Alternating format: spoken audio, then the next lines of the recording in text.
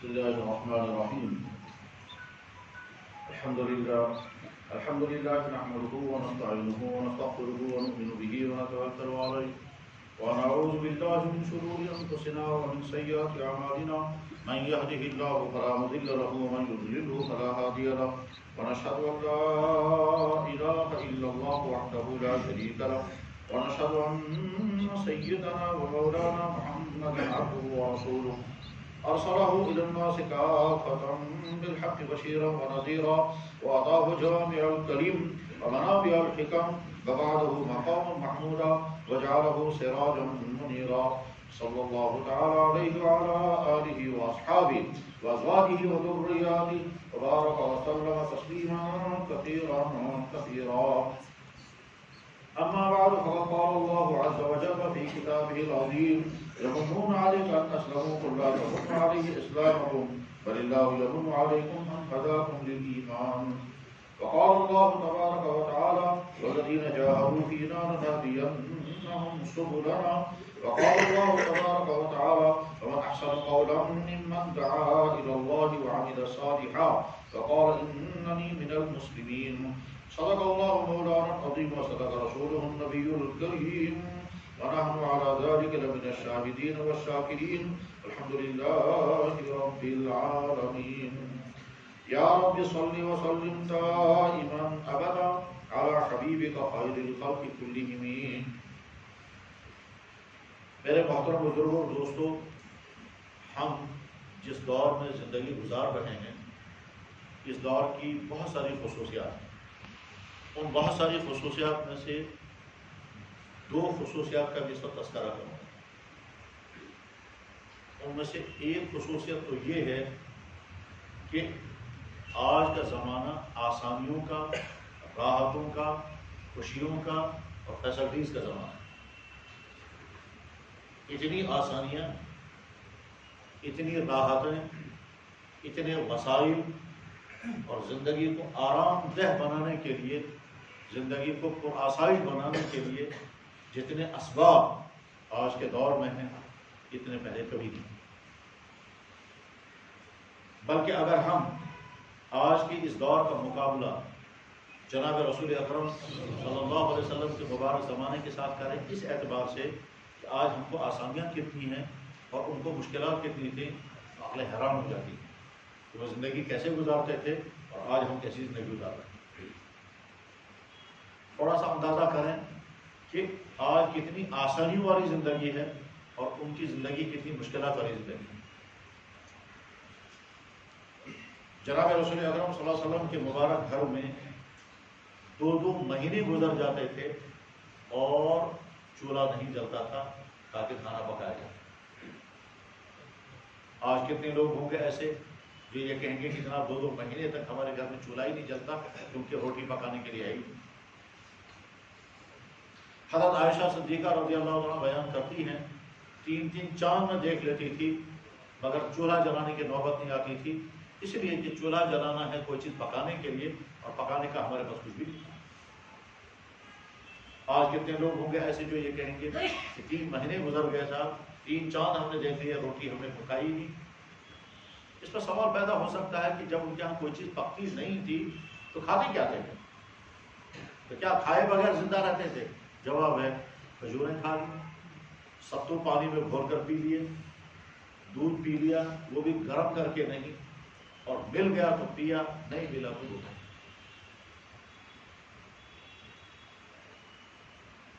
میرے بھائی، کھانے پینے کے اعتبار سے اگر ہم دیکھیں گے تو آج جیسے قسم قسم کے کھانے ہمیں مہیا ہیں، اللہ کے نبی علیہ السلام کے مبارک زمانے میں ان کو سوچ بھی نہیں سکتے تھی. کبھی خشک روٹی اور وہ بھی نمک کے ساتھ کھائی، کبھی خشک روٹی وہ بھی سرکے میں ڈبو کر کے کھائی، کبھی خشک روٹی اور بخار، اور کبھی صرف دودھ پی لیا اور اس کے علاوہ اور کچھ نہیں. جناب رسول اللہ صلی اللہ علیہ وسلم غزوہ خیبر کے لیے جا رہے تھے تو حضرت انس بن مالک سے فرمایا کہ انس بہت زیادہ بھوک لگ گئی، کچھ کھانے کو ہے؟ انہوں نے کہا حضرت صرف خشک ستو ہیں. فرمایا پانی میں گھول دو، وہی مجھے پینے کے لیے دے دو. آج کتنے لوگ ہوں گے کہ جو خشک ستو کو پانی میں گھول لیں اور اس کا پی لیں گے. نہ وہ میٹھا ہے نہ وہ نمکین ہے، ذائقہ پیدا کرنے کے لیے اس میں کچھ بھی نہیں ہے. آج کتنے لوگ ہوں گے، اور یہ جو میں عرض کر رہا ہوں یہ بخاری شریف میں ہے، حدیث میں ہے. غزوہ خیبر کا بیان جہاں ہے وہاں یہ واقعہ موجود ہے. آج ہم اپنے گھروں میں باتھ روم بناتے ہیں، ٹائلیں لگی ہوئی ہیں، قسم قسم کے نلکے لگے ہوئے ہیں، مکسر لگے ہوئے ہیں، گرم پانی کا ٹھنڈے پانی کا انتظام ہے، شاور لگے ہوئے ہیں، صابنیں کئی قسم کی ہے. بالوں کے لیے الگ صابن ہے، ان کو شیمپو کہتے ہیں. باڈی کے لیے الگ صابن ہے، دانتوں کے لیے الگ صابن ہے، اس کو ہم کہتے ہیں صاحب یہ پیسٹ ہے. کموڑ کے لیے الگ صابن ہے، برتن کے لیے الگ صابن ہے، کپڑوں کے لیے الگ صابن ہے. جناب رسول اللہ صلی اللہ علیہ وسلم نے کوئی سا بھی صابن دیکھا بھی نہیں ہے، استعمال کرنے کی تو بات ہی نہیں. آج ہم باتھ روم استعمال کرتے ہیں تو سٹائلوں والی بالٹیاں ہیں، کہیں شاور ہیں، کہیں بٹن پر شاور چلتا ہے. سٹائلوں والی بالٹیاں ہیں اور میچنگ کے ساتھ ہے کہ صاحب بیٹھیں گے جس پر وہ سٹول بھی ویسا ہی ہونا چاہیے اور بالٹین بھی ویسی ہونی چاہیے اور ساتھ میں مگ بھی اس کے ساتھ ملتا جلتا ہونا چاہیے، سب میچنگ بھی چاہیے. تو اس طرح ٹب بھی ویسا ہی ہوگا. اللہ کے نبی علیہ الصلوۃ والسلام نے ساری زندگی غسل کیا. آپ نے کبھی بھی مگ سے اپنے جسم پر پانی نہیں ڈالا کیونکہ ان کے پاس کوئی مگ نہیں تھا، وہ ہاتھ سے پانی لے کر اپنے سر پر ڈالتے تھے ساری زندگی اسی طرح سے. اللہ کے نبی علیہ السلام نے ساری زندگی کبھی بھی پانی گرم کر کے استعمال نہیں کیا کیونکہ پانی کے گرم کرنے کو ان کے پاس کوئی انتظام تھا ہی نہیں. آج ہمارے ہاں باتھ روموں میں ٹائلیں لگی ہوئی ہوتی ہیں اور قسم قسم کی، بلکہ کمپٹیشن چل رہا ہے آپ کے باتھ روم میں کیسی ٹائلیں ہیں اور ہمارے باتھ روموں میں کیسی ٹائلیں ہیں. اور دکاندار بھی نئی نئی قسم کی ٹائلیں لا رہے ہیں، کہیں تو ماربل ہیں کہیں ٹائلیں ہیں، اور اس طرح سے گویا کمپٹیشن چل رہا ہے کیسا باتھ روم آپ کا بنے گا. لیکن اللہ کے نبی علیہ الصلوۃ والسلام کا باتھ روم کیا تھا؟ نیچے مٹی ہے، غسل کرتے تھے تو وہ پانی وہیں جمع ہوتا تھا، آہستہ آہستہ مٹی جذب ہو جاتا تھا. وہاں کوئی نکاسی بھی نہیں تھی، سیمٹ کرنے کی تو بات ہی نہیں، نیچے سے ٹائلوں کا تو سوال ہی نہیں پیدا ہوتا. آج ہم اپنے گھروں میں وارڈروب بناتے ہیں، بسترے الگ ہوں گے، سوٹ کیس الگ ہوں گے، صندوق الگ ہوں گے، اور ان کے اندر اللہ کے نبی علیہ السلام کے مبارک گھر میں کوئی الماری بھی نہیں تھی کیونکہ الماری رکھتے ہیں چیز رکھنے کے لیے، چیزیں ہیں ہی نہیں. اللہ کے نبی علیہ السلام کے پاس کوئی صندوق نہیں تھا، صندوق میں چیزیں رکھی جاتی ہیں، کپڑے رکھے جاتے ہیں، ان کے پاس کوئی صندوق نہیں تھا. گھروں کے اندر کوئی چیز لٹکانے کے لیے آج ہم ہینگر لگاتے ہیں قسم قسم کے. اللہ کے نبی کے گھر میں صرف ایک کھونٹی تھی، اسی کھونٹی میں خشک مشکیزہ لٹکا رہتا تھا اور اس میں پانی ہوتا تھا، اس کے علاوہ کچھ نہیں تھا. آج ہم کولڈ ڈرنک قسم قسم کے پی رہے ہیں. اللہ کے نبی علیہ الصلوۃ والسلام کے زمانے میں صرف دو چیزیں تھیں، یا تو پانی اور یا پھر دودھ، تیسری کوئی چیز نہیں تھی. ہم لوگ پانی پیتے ہیں اور جیسے چاہیں وہیں شربت بنا کر، جوس بنا کر، فریج کا پانی. حضور نبی علیہ السلام کے زمانے میں کوئی فریج نہیں تھا، جیسا پانی وہاں سے آتا تھا وہی تناول فرماتے تھے. نہ اس کو ٹھنڈا کرنے کا کوئی انتظام تھا، نہ اس کو میٹھا کرنے کا. ہاں کبھی کبھی ایسا ہوتا تھا کہ پانی میں رات کو کھجوریں ڈال دی اور صبح کو وہ میٹھا پانی پی لیتے تھے، اس کو کہتے تھے نبیذ، نبیذ تمر اسے کہتے ہیں. بس یہ تھا. ہم لوگ حدیث پڑھتے ہیں پڑھاتے ہیں تو اس میں ایک حدیث آتی ہے کہ جناب رسول اللہ صلی اللہ علیہ وسلم نے فرمایا، اذا استيقظ احدكم من منامه، جب تم میں سے کوئی انسان صبح کو نیند سے بیدار ہو، فلا یغمسن یدہ فی الاناء، اپنا ہاتھ برتن میں مت ڈالنا، فإنه لا يدري أين باتت يده، اس لیے کہ تم کو نہیں معلوم ہے رات بھر تمہارا ہاتھ کہاں کہاں رہا ہے. اذا استيقظ، جو علماء ہیں وہ سمجھیں گے، نیچے کتابوں میں بھی اوپر بڑی والی کتابوں میں یہ حدیث ہوتی ہے، جب تم رات کو بیدار ہو جاؤ، حدیث ہے یہ، اذا استيقظ احدكم، جب تم رات کو بیدار ہو جاؤ، فلا یغمسن یدہ فی الاناء، اپنا ہاتھ برتن میں مت ڈالنا، فإنه لا يدري، وہ نہیں جانتا، أين باتت یدہ، اس کا ہاتھ رات میں کہاں کہاں رہا ہے. اب سوال پیدا ہوتا ہے اللہ کے نبی نے یہ بات کیوں فرمائی؟ تو جواب اس لیے کہ حضرات صحابہ کرام کے پاس دوسرا کوئی کپڑا نہیں ہوتا تھا، وہ کپڑا جو نماز کے لیے وہ اتار دیتے تھے اور برہنہ حالت میں سونا پڑتا تھا کیونکہ رات کے لیے الگ کپڑا ان کے پاس نہیں تھا. آج کتنے انسان ہیں جن کے پاس نائٹ ڈریس ہوتا ہے؟ صحابہ جانتے بھی نہیں تھا نائٹ ڈریس کیا ہوتا ہے. تو برہنہ حالت میں سونا پڑتا تھا، کیونکہ اگر اسی کپڑے کو پہن کر کے سوئیں گے اور اس میں اگر رات میں پیشاب کا قطرہ نکل گیا یا مردوں کو کوئی اور لکوڈ نکل کر چلی تو کپڑا ناپاک ہو جائے گا، صبح نماز نہیں پڑھ سکیں گے، تو وہ کپڑا نکال کر رکھتے تھے۔ اب برہنہ حالت میں لیٹ رہے ہیں، نیند میں ہاتھ ہو سکتا ہے پرائیویٹ جگہ پر پہنچ جائے کھجلانے کے لیے گرمی کی وجہ سے، تو ہاتھ کے ناپاک ہونے کا خطرہ ہے۔ اب جب ناپاک ہونے کا خطرہ، کیونکہ ننگا حالت میں سو رہے ہیں، کپڑا ہے نہیں بدن پر، تو ننگے پن کی وجہ سے ہاتھ پرائیویٹ جگہ پر لگ سکتا ہے، بدن ناپاک ہو گیا ہو، ہاتھ ناپاک ہو گیا ہوگا۔ اب آگے جب باتھ روم میں جائیں گے تو وہاں کوئی مگ نہیں ہے جسے پانی نکالیں، ہاتھ سے پانی نکالنا حضور نے منع کر دیا کہ ہاتھ برتن میں مت ڈالنا، کیونکہ تمہارا ہاتھ ناپاک ہوگا۔ اب پریشانی رہتی تھی پانی نکالیں گے کیسے، پانی نکالنے کے لیے گلاس، مگ یا جگ یا لوٹا چاہیے، وہ سب کچھ آئی، تو صحابہ پریشان ہو جاتے تھے پانی کیسے نکالیں، کیونکہ ہاتھ ڈالیں گے تو ہو سکتا ہے پانی ناپاک ہو جائے۔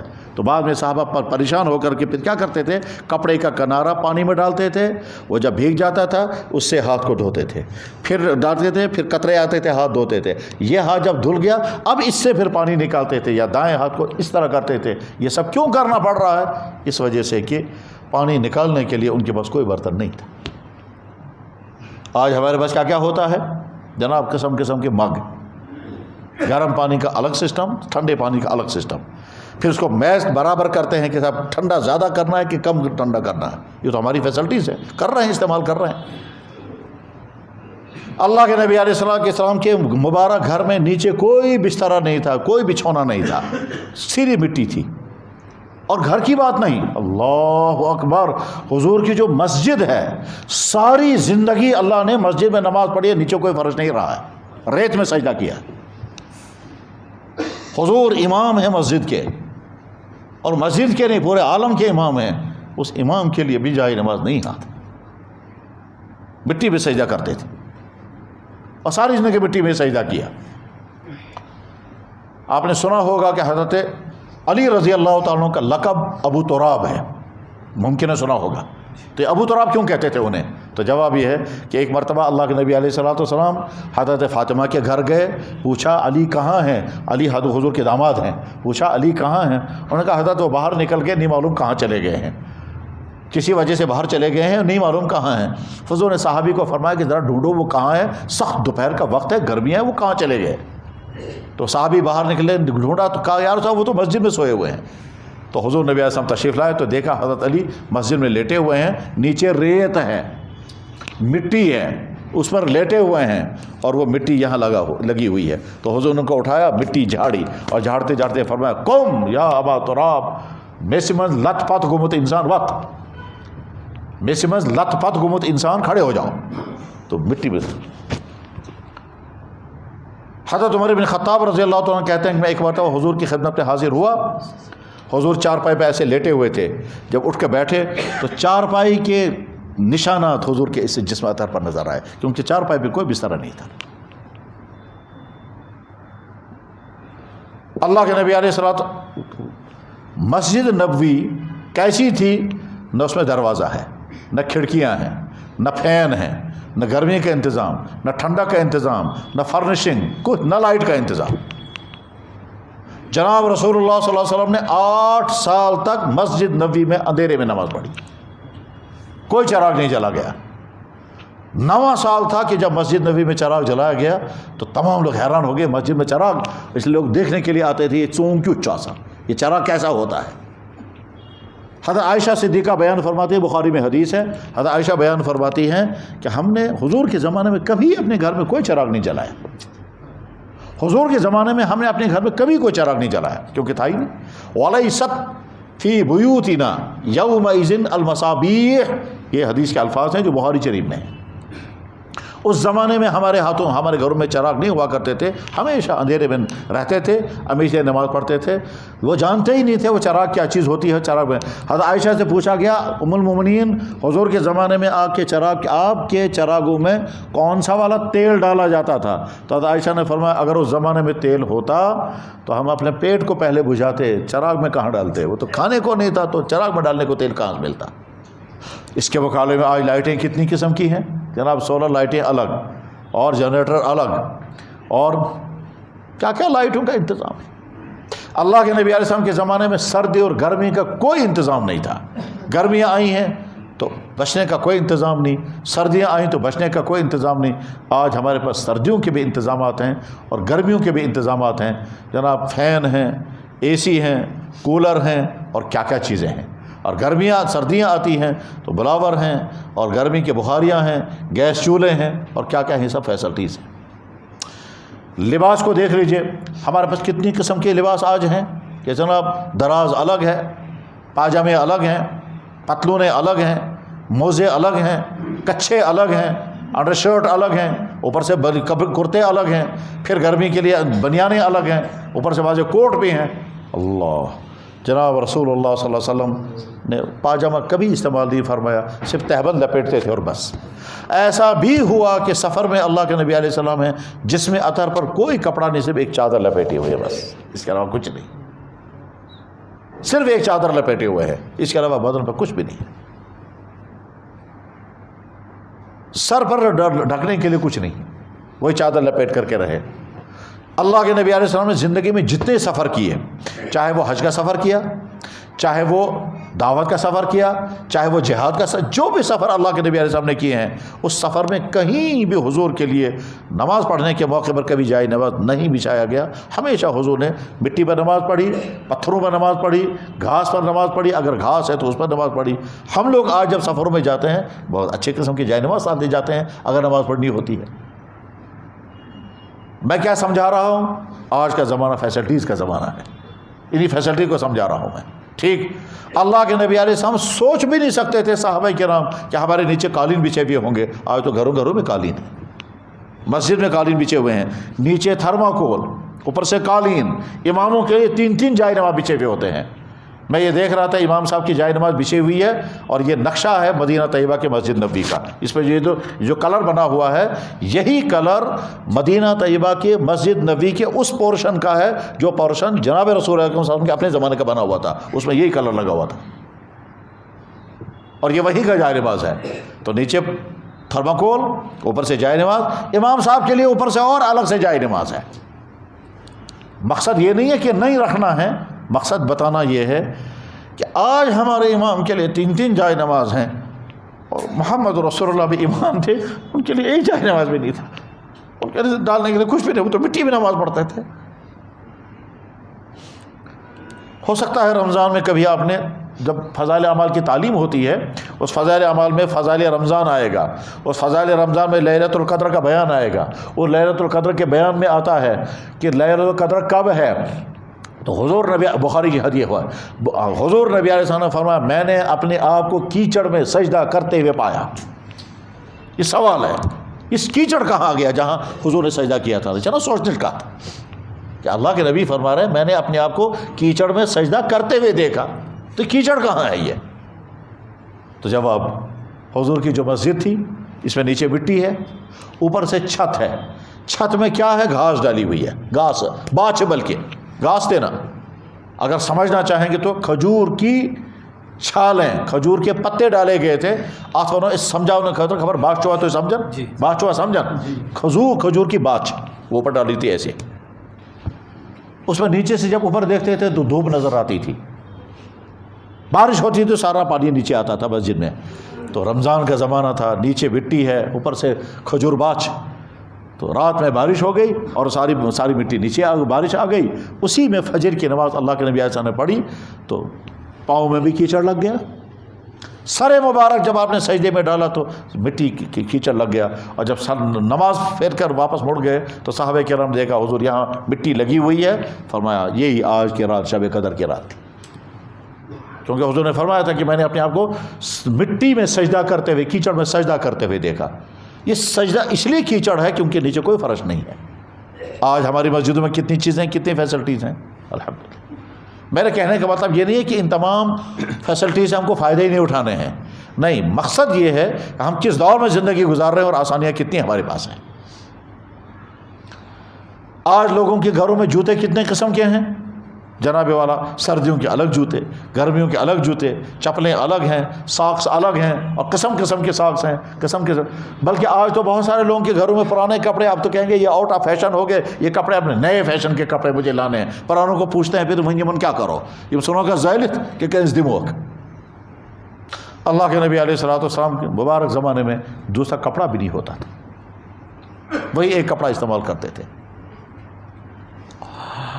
اللہ اکبر. جب اللہ کے نبی علیہ السلام نے اعلان فرمایا عیدگاہ میں عورتیں بھی آئیں، بخاری بھی حدیث ہے، عورتوں کو بھی عیدگاہ میں لاؤ، تو عرض کیا گیا یا رسول اللہ بہت ساری خواتین اس حال میں ہیں کہ ان کو سر ڈھانکنے کے لیے چادر نہیں ہے، گویا اپنے گھروں میں وہ ننگے سر رہتی ہیں کیونکہ ڈھکنے کے لیے ہے ہی نہیں. آج کی خاتون کو ننگے سر رہے گی فیشن کی بنیاد پر، لیکن اللہ کے نبی علیہ السلام کے مبارک زمانے میں خواتین ننگے سر رہتی تھی کہ ان کے پاس ہے ہی نہیں ڈھانکنے کے لیے. تو عرض کیا گیا یا رسول اللہ بہت ساری خواتین ایسی ہیں ان کو سر ڈھانکنے کے لیے کچھ نہیں ہے، تو کیسے آئیں گے وہ عیدگاہ میں؟ تو آپ نے فرمایا لتلبسها صاحبتها، اگر گھر میں کوئی اور عورت ہو یا پڑوس میں کوئی عورت ہو یا رشتہ داروں میں کوئی عورت ہو جس کے پاس 2 چادریں ہوں، ایک چادر اس کو دے دو مگر لے آؤ اس کو عیدگاہ میں. اللہ کے نبی کا منشا کیا تھا کہ مسلمان زیادہ تعداد میں عیدگاہ میں ان کی ہمت بڑھے گی، تعداد جب زیادہ ہوتی ہے تو ہمت بڑھتی ہے، یہ مقصد تھا. اس میں عرض کیا گیا یا رسول اللہ بہت ساری خواتین ایسی ہیں کہ جو پردے نشین ہیں، کبھی باہر نکلی نہیں، کیا ان کو بھی لائیں؟ حضور نے فرمایا ان کو بھی لاؤ. عرض کیا یا رسول اللہ حیض والی خواتین ہیں جو نماز نہیں پڑھ سکتی ہیں، منتھلی کورس کا ہے، آپ نے فرمایا ان کو بھی لاؤ. عرض کیا کہ آل ہوئیس حیض والی عورتوں کو بھی لانا ہے، آپ نے فرمایا ان کو بھی لاؤ. عرض کیا گیا حضرت وہ کریں گے کیا وہاں؟ فرمایا لیشہدن دعوت المسلمین، مسلمان جب دعا کریں گے تو اس میں کم سے کم وہ آمین تو کہیں.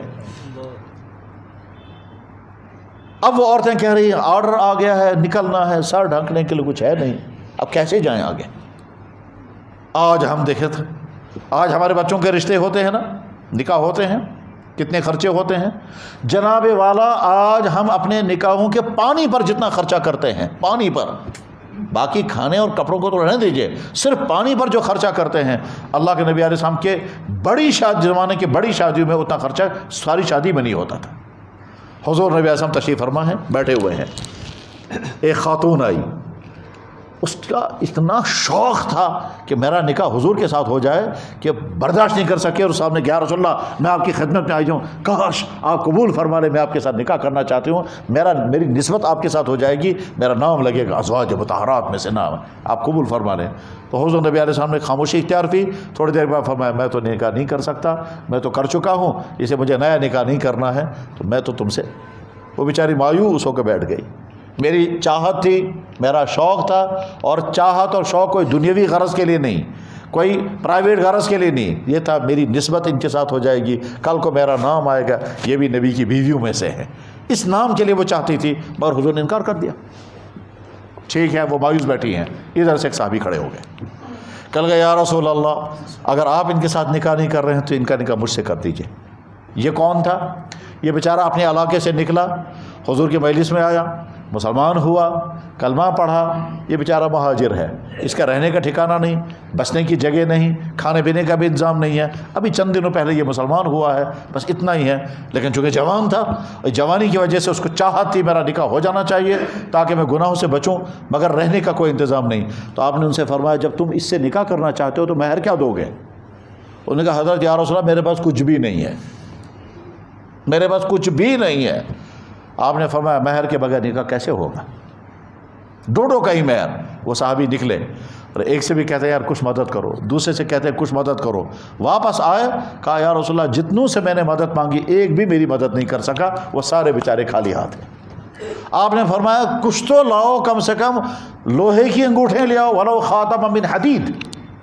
یہ الفاظ بخاری میں. تم شسترو واج کھانڈی ان کم سے کم، شسترو واجی ان کم سے کم، چلو سون رف نہ صحیح، شسترو واجی ان، تو لوہے کی انگوٹھی کم سے کم لے آؤ. اس نے کہا حضرت نہیں لا سکا، ہے نہیں انسان. آپ نے فرمایا پھر مہر میں کیا دو گے اس کو؟ کہنے لگا حضرت یہ چادر میں نے باندھی ہے یہاں گھٹنے سے لے کر یہاں تک، یہ لپیٹی ہے، پورا بدن ننگا ہے. کہا یا رسول اللہ اس چادر کے میں 2 پیس کر دوں گا اور آدھا پیس اس کو دوں گا مہر میں، آدھا پیس میں لپیٹوں گا.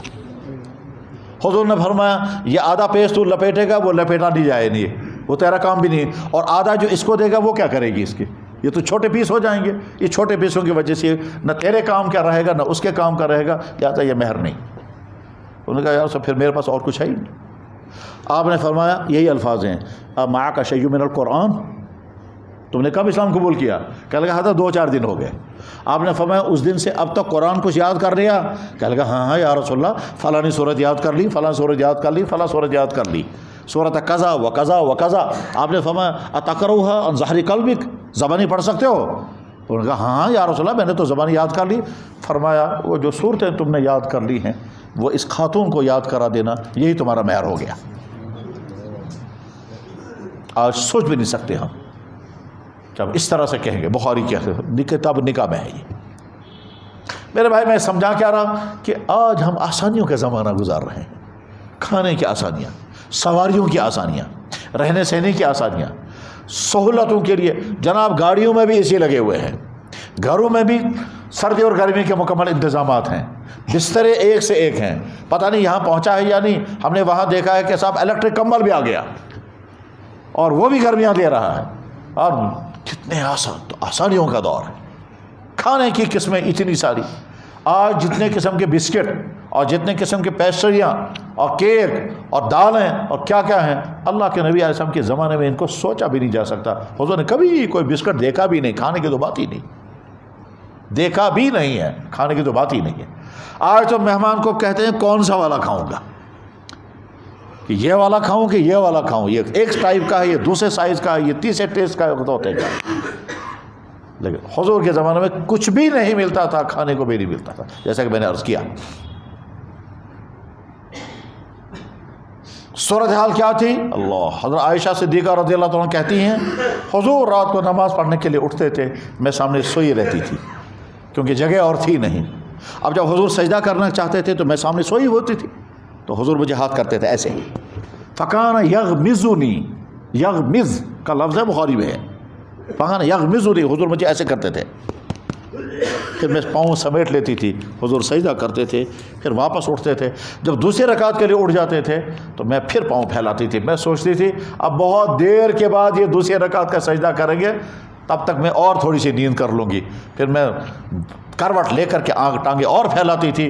پھر جب اگلی رکعت کا سجدہ کافی دیر کے بعد ہوتا تھا، پھر حضور مجھے کانا یغمزونی، میں پاؤں سمیٹ لیتی تھی، پھر حضور سجدہ کرتے تھے۔ ساتھ میں کہتے ہیں گھر میں اتنی گنجائش تھی ہی نہیں کہ الگ کھڑے ہو کر کے حضور اپنی نماز پڑھتے تھے، اور چونکہ حضرت عائشہ بہت ذہین تھی، اس لیے حضرت عائشہ نے اسی حدیث میں جو میں سنا رہا ہوں، اسی حدیث میں بیان کیا اس زمانے میں ہمارے گھروں میں کوئی چراغ نہیں تھا، لہذا یہ بھی پتہ نہیں چلتا تھا حضور سجدہ کب کریں گے، اندھیرے میں پتہ نہیں چلتا تھا تو ہاتھ سے چھلتے۔ تو میرے بھائی آج ہم آسانیوں کی زندگی گزار رہے ہیں، کپڑوں کے بھی اعتبار سے، فیسلٹیز کے اعتبار سے، کمیونیکیشن کا سسٹم آج دیکھیے ہر آدمی کے ہاتھ میں موبائل ہے، اور دنیا میں جہاں مرضی وہاں بات کرو۔ حضور کے زمانے میں کوئی کمیونیکیشن سسٹم نہیں تھا، وہاں تو جو کچھ تھا وہ کیا تھا کہ صاحب آدمی کے ذریعے چیز جائے گی، آدمی کے ذریعے اطلاع جائے گی، کب پہنچے گا کب نہیں پہنچے گا، بس اس کے علاوہ اور کچھ نہیں ذریعہ تھا، اور وہ بھی یا تو گھوڑوں کے ذریعے یا اونٹوں کے ذریعے سفر ہوگا تو ہوگا، اس کے علاوہ کچھ نہیں۔ آج تو پھر اللہ کے نبی علیہ السلام جب حج کرنے کے لیے آئے تھے تو مدینہ طیبہ سے نکلے 25 ذی الحجہ کو، 25 ذی القعدہ کو، اور 4 کو پہنچے ہیں مدینہ، 9 دن لگ گئے راستے میں۔ آج مدینہ طیبہ سے مکہ مکرمہ آتے ہوئے 9 گھنٹے بھی نہیں لگتے گاڑیوں میں۔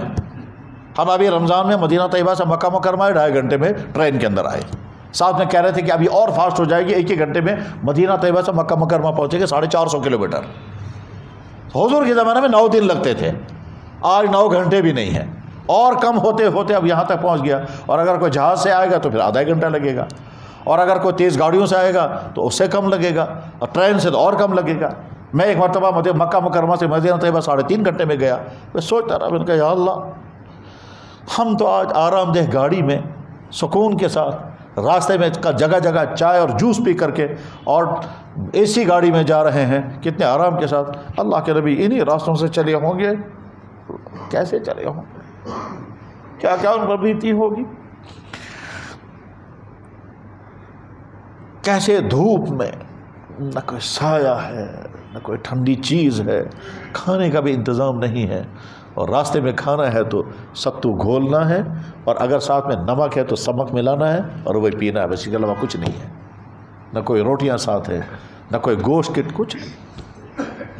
آج کا زمانہ فیسلٹیز کا زمانہ، میں جو سمجھا رہا تھا وہ یہی کہ سائنس نے انسانوں کے لیے اتنی آرام دہ اور آسان زندگی بنا دی ہے جو پہلے دور میں میرے بھائی آج کا عام انسان ویسی زندگی گزار رہا ہے جیسے پہلے زمانے میں بادشاہ گزارتے تھے۔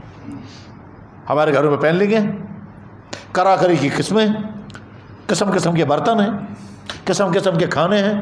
آج تو ہمارے سامنے جتنے ڈرائی فروٹ آتے ہیں پہلے زمانے میں بادشاہوں کے سامنے ہوتے تھے، عام آدمی سوچ بھی نہیں سکتا تو کیا کو ڈرائی فروٹ تو بات ہے بہت زیادہ سے زیادہ گاؤں میں کیش ڈوئن کیا نہیں کیا، اور وہ بھی غریب لوگ جو ہیں وہ کہتے ہیں پان اگر کھمو تو آنسور کہتے ہیں تو ڈوئن کنو ساری آنسور کے سی۔ بلکہ ہم آج جس آسانیوں کے ساتھ ہم اپنے بچپن کا زمانہ جب دیکھتے ہیں، اور آپ میں سے بہت سارے بزرگوں نے دیکھا ہوگا کہ بچپن ہمارا جب گزرا کیسا گرم سے چونگتے آسان چونگ بڑے باقی مڑو آسان دیتا ہے، لیکن آج آسانیوں کا دور ہے۔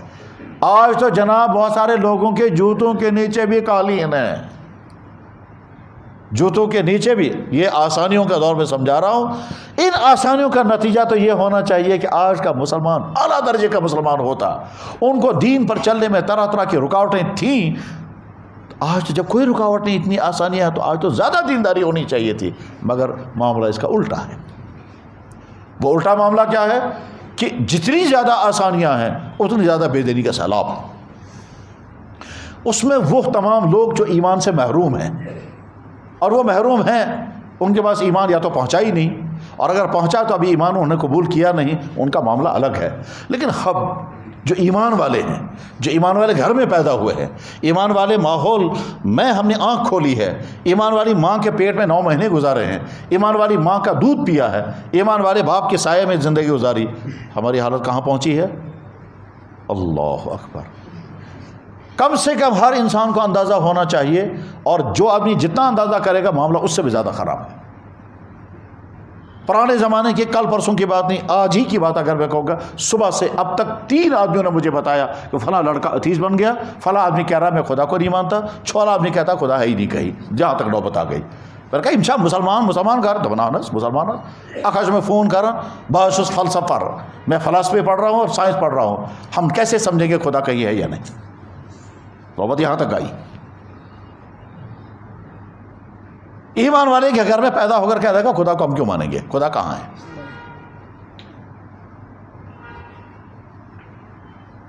یہ تو عقائدی کا مسئلہ ہے۔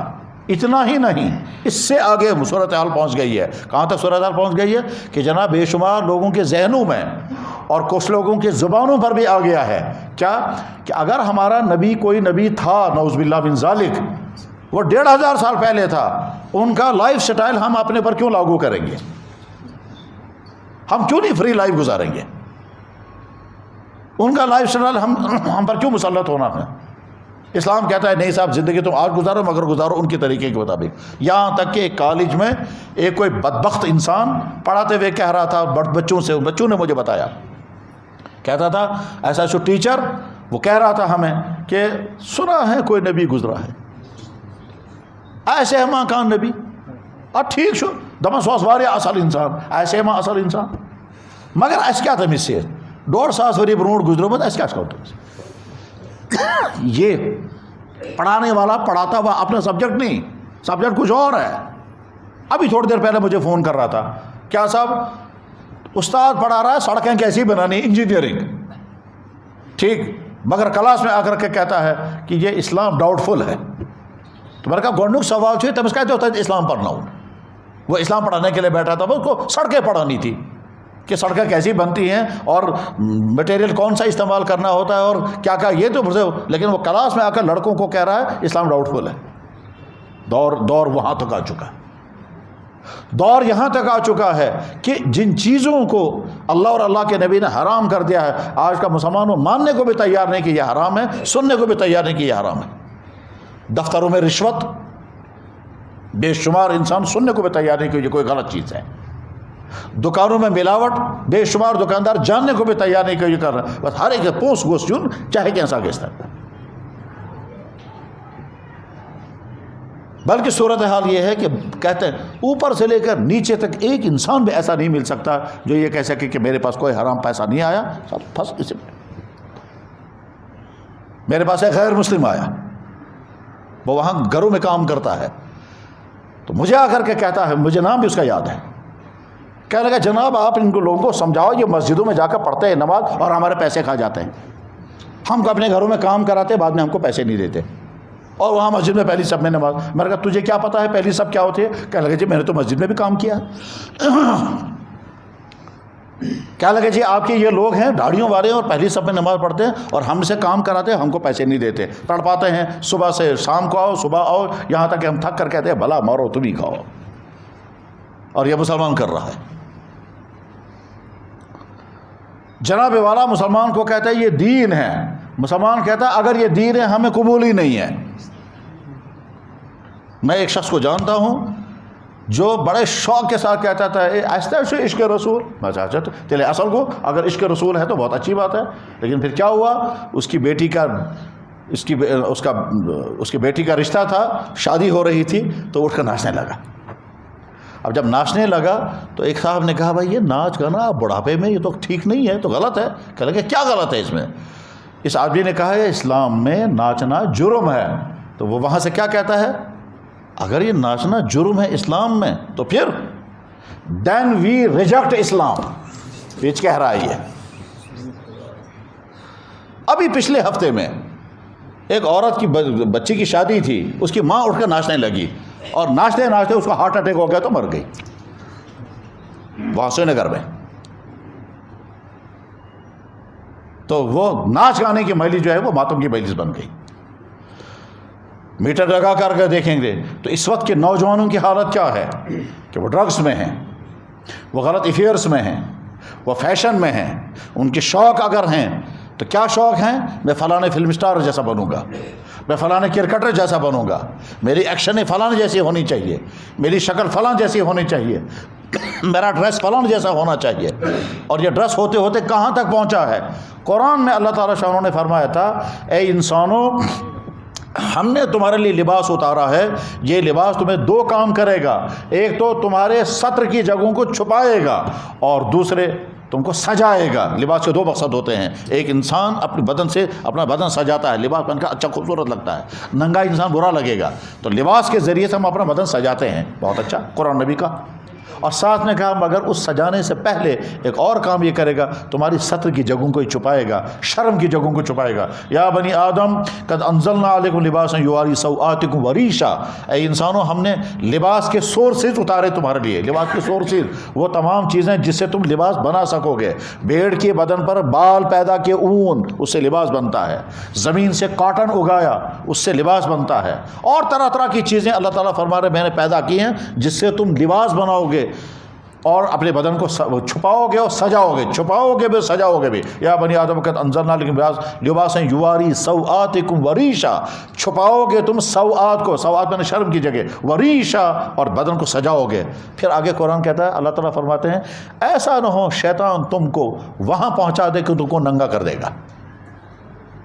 تم لوگ پڑھتے تھے ننگا کیسے کرے گا شیطان؟ آج کا زمانہ وہ آ گیا۔ کیا صاحب 10 سال پہلے اگر کوئی انڈر شرٹ پہن کر باہر نکلتا سارے کہتے ہیں شکا ٹھیک تھا، کیا دلیل کو مجھ انڈر شرٹ پہن، جو لباس پہن کر انسان بیڈ روم میں رہتا تھا وہ لباس پہن کر انسان سڑک پہ آ جائے، کچھے پہن کر، ٹائٹ کپڑے پہن کر۔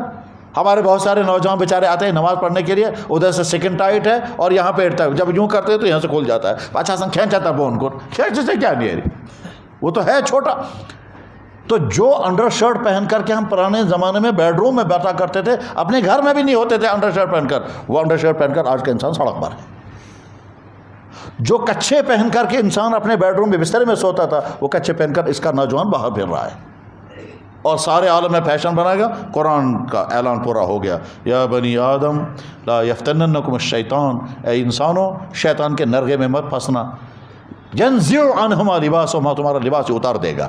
حتیٰ کہ اور آگے بڑھ کر کے ہمارا ہی نوجوان بیچارہ کیا کرتا ہے، وہ ڈھونڈتا ہے صحیح مس پینٹ کہاں جائے، صحیح مس کے ساتھ سیوا کرتا، صحیح سالم نہیں، اور جتنی زیادہ سے بلکہ اب تو لڑکیاں بھی پہننے لگی سیم اس قصاص زیادہ پان، اور جتنی زیادہ پھٹی ہوئی ہوگی اتنا بڑا عاشق ہے، یہ اتنا بڑا یہ لو کرنے والا ہے، جناب میں نے اپنے کپڑے تک پھال دیے آپ کے لو کے پیچھے. یہی تو ہے تصور، بے دینی کا سیلاب. باپ مسجد میں امام بیٹا آ کر کے کہتا ہے سگوئی یوتا کار امامت کر تاج کے چیکو دا.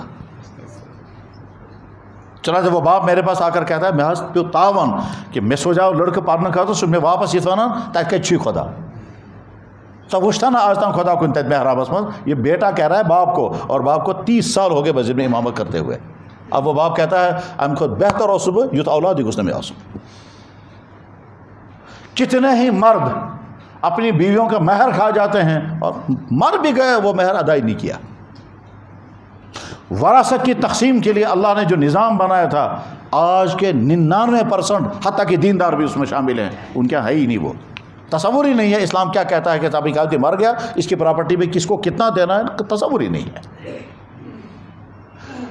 مسلمان اپنا پیسہ عیاشی پر خرچ کرنے کے لیے تیار و خوش ہے، لیکن دین پر اپنا پیسہ خرچ کرنے کے لیے تیار نہیں. اس سے بھی آگے بڑھ کر کے یہاں تک کہ اگر کوئی دین پڑھنے کے لیے جائے گا تو لوگ اسے تانے دیتے ہیں، اور اگر دین سیکھنے کے لیے نکلنا چاہے گا 3 دن یا 40 دن سارا خاندان اس کے پیچھے پڑ جاتا ہے. ایک بچہ جو ٹی ڈی سے پڑھ رہا تھا، ادھر سے کوشش کر رہا تھا کہ میں میڈیکل میں جاؤں، تو وہ کوشش کر رہا تھا. اسی بیچ میں اس نے سوچا میں 3 دن تبلیغ میں نکلوں گا. تو گھر میں بڑھیا عورتیں خاتون میلسن موج دید یتمیس ونان چھ اسے کہا بچی گھن ترندون دپان سہ کیا گو ترندون دپان دین ہیچ خطر گھن دپان ہے گوبرا بہ ہیک نا 1 گھنٹہ ژے ورٲے گزارت. بیٹا میں 1 گھنٹہ تیرے بغیر گزار نہیں سکتے، اور یور گزنے کن تیرا 3 دن نکلنے نہیں دیا. اس کے بعد پھر کیا ہوا؟ چونکہ میڈیکل میں سلیکشن نہیں ہوا، اس نے ارادہ کیا کہ میں وہاں باہر جاؤں گا پڑھنے کے لیے بنگلور. پلان ولان بنایا، وہاں ایڈمیشن لیا کسی پرائیویٹ کالج میں. اب اسی بڑھیا کو کہتا ہے مچھی قسم میں پڑھنے خاطر دپان کئی تھی تو ہو دور بنگلور. تو اچھا کتس کالس دپان کم سے کم 6 رتن دپان آ گس خدا کور مے حوالہ خدا کرنے رٲچھ 3 دۄہن اوس ونان بہٕ مارٕ ژےٚ ورٲے. 3 دن کے لیے کہتی تھی تیرے بغیر میں جی نہیں سکتی، کیوں دین سیکھنے جانا تھا. اور اب عصری تعلیم پڑھنے کے لیے جا رہی ہے تو بڑھیا کو اب موت نہیں آ رہی ہے، اب کہتی ہے خدا اس کو میں کھوالا خدا کرنے یہی ہے. وہ گویا آج کا ایمان والا مرد عورت وہ یہ سوچنے کو تیار نہیں میرا بیٹا دین سیکھ رہا ہے یا نہیں. کالجوں کے اندر جب جائیں گے تو دیکھیں گے لڑکوں اور لڑکیوں کا حال کیا ہے. اب بھی صبح مجھے فون کیا لڑکے نے، اور اسی ڈسٹرکٹ ڈوڈا کا ہے، وہ وہاں کشمیر کے کسی کالج میں پڑھتا ہے. کہنے لگا سر جناب وہ لڑکے اور لڑکے جو ہیں وہ کچھ نازیبہ حرکتیں کر رہے تھے. تو ایک فیمیل ٹیچر تھی، انہوں نے کہا بیٹا یہ ٹھیک نہیں لگ رہا ہے، اچھا نہیں ہے، ایسا مت کیا کرو. انہوں نے سنا ہی نہیں. کہتے ہیں انہوں نے سر سے کہا، پرنسپل صاحب سے، پرنسپل نے کہا کہ کسی کی پرائیویٹ لائف میں دخل نہیں دینا چاہیے، نوجوان لڑکے ہیں کرنے دو جو کر رہے ہیں. اس لیڈی نے زیادہ اصرار کیا کہا سر یہ تو ٹھیک نہیں ہے کہ ہمارے بچے یہ سب کرنے لگے. تو اسے ڈانٹ کر کے کہا تجھے کس نے ڈیوٹی رکھی ہے انٹرفیئر کرنا، جو مرضی سو کرنے دو، آپ کے بھی بچے میرے بھی بچے ہیں. جب حیا مرتی ہے تو انسان یہاں تک پہنچتا ہے. میرے بھائی بے دینی کا سیلاب ہے، اور یہ ہر طرح کا عقائد کا بھی ہے. یہ تو آج فخر کے ساتھ انسان کہتا ہے میں دبن ہے مارنا پاچو زندہ کا سن چکو سا وچت. ہم کو کیسے پتہ چلے گا مرنے کے بعد واقعی زندہ کیسے مرے؟ ہم نہیں مانتے. وہ مکے کے کافر یہی کہا کرتے تھے، آج کا مسلمان یہ کہتا ہے. آج کا ایمان والا نہ کمانے میں اپنے دین کو پوچھنے کو تیار ہے، اور نہ خرچ کرنے میں اپنے دین کو پوچھنے کو تیار ہے. بس آنا چاہیے چاہے جس طرح سے آئے، اور خرچ کرنا ہے جہاں جہاں میری مرضی آئے. آج کا مسلمان جب لباس پہننا چاہتا ہے تو یہ دیکھتا ہے ٹرینڈ کیا ہے اور فیشن کیا ہے اور نیا سٹائل کون سا آیا، مجھے وہ یہ دیکھ رہا ہے کہ اس لباس سے میرا اللہ مجھ سے ناراض تو نہیں ہوگا، میرا نبی مجھ سے ناراض تو نہیں ہوگا. نہیں، دیکھنے کی تو ہوتی. ہر والدین کا نوبت یہاں تک آ گئی کہ والدین کوشش کرتے ہیں ہمارے بچے پڑھنے کے لیے جائیں، چاہے وہاں ان کا ایمان ختم ہو جائے، چاہے وہاں کردار برباد ہو جائے، چاہے وہاں گندے کاموں میں پھنس جائیں. حتیٰ کہ بے شمار یہاں کی بیٹیاں وہ سب کچھ کر رہی ہیں جس کو مسجد میں بولنا بھی مشکل ہے. اور والدین سے پوچھتے ہیں کیا تم نے فی الحال دیو ڈگری کرنا پتہ وچھو کیا جیسے فی الحال وہ ڈگریاں کر کے آ جائیں. غرض یہ کہ بے دینی کا ایک سیلاب ہے. میں بتا رہا تھا آج کا دور، جناب رسول اللہ صلی اللہ علیہ وسلم نے جو فرمایا اگلے دور میں کب کیا کیا ہوگا وہ سارا اس سے پورا ہو رہا. آپ نے فرمایا بدکاری عام ہوں گی، ہو رہا. شرابیں کھلم کھلا پی جائیں گی، ہو رہا ہے. شراب کی قسمیں نئی نئی آ جائیں گی، اور ڈرگس قسم قسم کی آگے. اسی طرح سے اولادیں ماں باپ کی نافرمانیاں کریں گے. جناب صورتحال یہاں تک آ گئی کہ بیٹے نے باپ کو قتل کر دیا، یہ کار ماری، پراپرٹی مجھے مل جائے گی. اور بعد میں گھر والوں نے مشورہ کر کے کہا میں کہتے ہیں ظاہر موت مقلو. اللہ کے نبی علیہ السلام نے ارشاد فرمایا تھا کیا زناکاری اتنی پھیل جائے گی کہ یہود و نصارہ نے جو کیا تم بھی وہی کرو گے. اگر یہود و نصارہ نے جو، چنانچہ یہود و نصارہ نے اگر باپ نے بیٹی کے ساتھ کیا تو مسلمانوں کے اندر بھی پایا گیا، بھائی نے بہن کے ساتھ اگر کیا مسلمانوں کے اندر پایا گیا. اور ہمارے پاس دونوں کیس آئے. لڑکا آ گیا اور لڑکے نے اپنے باپ کی شکایت کی کہ میرے باپ نے یہ کیا ہے، اور بہن کو بتایا، بہن کے متعلق محلے والے آئے اور انہوں نے ایک آدمی کو پکڑ کر کے لایا کہ اس نے اپنی بیٹی کے ساتھ کیا. نوبت یہاں تک آئی. میرے بھائی اب یہ بے دینی کی داستان اتنا کتنا سنائے، اور دکھ ہوتا ہے، مایوس ہوتا ہے انسان کہ یہاں تک امت پہنچ گئی ہے. کہاں تو اللہ اکبر، کہاں تو امت کو کہنا چاہیے، دوسروں کو دین کی دعوت دینی چاہیے تھی، اور کہاں صورتحال یہ آ گئی کہاں کہ جناب جس نے اسلام قبول کیا مسلمان اسے کہتے ہیں تو بے وقوف ہے، تو اسلام میں کیوں آ گیا. چنانچہ میں اس لیڈی ڈاکٹر کو جانتا ہوں جو مجھے ملی، اور اس کو مسائل پوچھنے تھے تو اس نے مجھے بتایا. میں نے کہا پہلے ڈیٹیل بتائیے آپ اپنی کیا ہے. کہنے لگے میں فلانے کالج میں پڑھتی تھی، وہاں میں نے ویب سائٹوں سے اسلام پڑھنا شروع کیا، پھر میں نے وہاں کچھ مسلمان لڑکیوں کو دیکھا، وہ بہت اچھی تھی. کہتے وہ سکارہ باندھتی تھی، وہ کچھ خاص انداز سے ہاتھ منہ دھوتی تھی، پھر وہ کھڑی ہو کر کے کچھ کرتی تھی تو مجھے بہت اچھا لگتا تھا ان کا ہاتھ منہ دھونا. میں نے کہا وہ اچھا، میں سمجھ گیا یہ وضو تھا. پھر وہ کھڑی ہو کر کے کچھ بہت اچھا کام کرتی تھی، میں سمجھ گیا وہ نماز پڑھتی ہوگی. یہ کشمیری لڑکیاں ہیں باہر اور یہ انہی کے ساتھ ہے. کہنے لگا وہ سب ایکشن دیکھ دیکھ کر کے میں بہت خوش ہو گئی. تو میں نے کہا مجھے بھی اسلام کو پڑھنا چاہیے. میں نے پھر ویب سائٹیں دیکھ دیکھ کر کے اسلام کو پڑھا اور میں مسلمان ہو گئی. مجھے کسی نے دعوت نہیں دی. اب جب میں مسلمان ہو گئی میں سوچنے لگا اب میں کہاں جاؤں گی. میں نے ڈرتے ڈرتے اپنی ماں سے کہا ماما میں تو ایسے کنورٹ ہو گئی. تو ماما نے کہا ہاں خبردار یہ غلطی مت کرنا. میں کہا میں تو کر چکی، میں تو مسلمان ہو گئی. کہنے لگا ٹھیک ہے اب ہو گئی، باپ کو نہیں کہنا، وہ تجھے مار ذبح کر دے گا. کہنے لگا میں نے پلان بنایا کہ اب میں واپس اپنے گھر وہاں نہیں جا سکتی تو اب کہاں جاؤں گی. وہ جو میرے ساتھ مسلمان لڑکیاں تھیں انہوں نے کہا کہ ہم کوشش کریں گے. چنانچہ انہوں نے کچھ مسلمان لڑکوں سے کہا بھائی ہمارے کالج میں ایک لڑکی نے اسلام قبول کیا، وہ مسلمان ہو گئی ہے. تو وہ لڑکے دین کا جذبہ رکھتے تھے، انہوں نے کہا بہت اچھا، ہم اس کو بہن بنائیں گے اور ہم لائیں گے اور اس کے لیے تمام شیلٹر مہیا کریں گے، اور جو جو اسے ضرورت ہوگی بہرحال تو لے آئے اسے، اور اس کو فون کیا آ جاؤ آپ یہاں. وہ خود مجھے کہہ، میں سوچتی رہی کہ مجھے بمبئی جانا چاہیے، اعظم گڑھ جانا چاہیے، علی گڑھ جانا چاہیے، یا دلی جانا چاہیے، یا کشمیر جانا چاہیے. میں سوچتی رہی. آخر میں پہلے تو علی گڑھ گئی، پھر ہوتے ہوتے آخر میں وہ کشمیر پہنچی. اب کشمیر جب پہنچی ہے وہاں کے لڑکوں نے اس کو اکاموڈیٹ کیا، اس کے رہنے کا انتظام کیا. کئی سال تک یہ بچی ایک کمرے میں اکیلے رہتی تھی، کیونکہ اس کا کوئی بھائی نہیں، ماں باپ دوسرے کہیں جگہ ہیں. یہ مسلمان ہو چکی ہے، شادی ابھی ہوئی نہیں، اور ادھر سے ڈاکٹریٹ کی ڈگری کمپلیٹ ہو گئی. اب وہ چاہتی ہے نکاح. خیر یہ پیریڈ ہے جب وہ مجھ سے ملی کہ مجھے کچھ مسائل پوچھنے ہیں. میں نے کہا ضرور. اب وہ انکم ٹیکس کے مسائل پوچھ رہی ہے، سیل ٹیکس کے مسائل پوچھ رہی ہے، انشورنس کے مسائل پوچھ رہی ہے، پردے کے مسائل پوچھ رہی ہے، نمازوں کے مسائل پوچھ رہی ہے. اور اسی کے ساتھ اس نے کہا کہ یہ سارے مسائل مجھے پوچھنے ہیں، مجھے عمل کرنا ہے. مگر افسوس کی بات میرے لیے یہ ہے کہ مجھے بہت ساری مسلمان لیڈیاں ملیں، انہوں نے کہا تو بے وقوف ہے، تو کیوں مسلمان بنی؟ یہاں تو اسلام میں سارا بین ہے.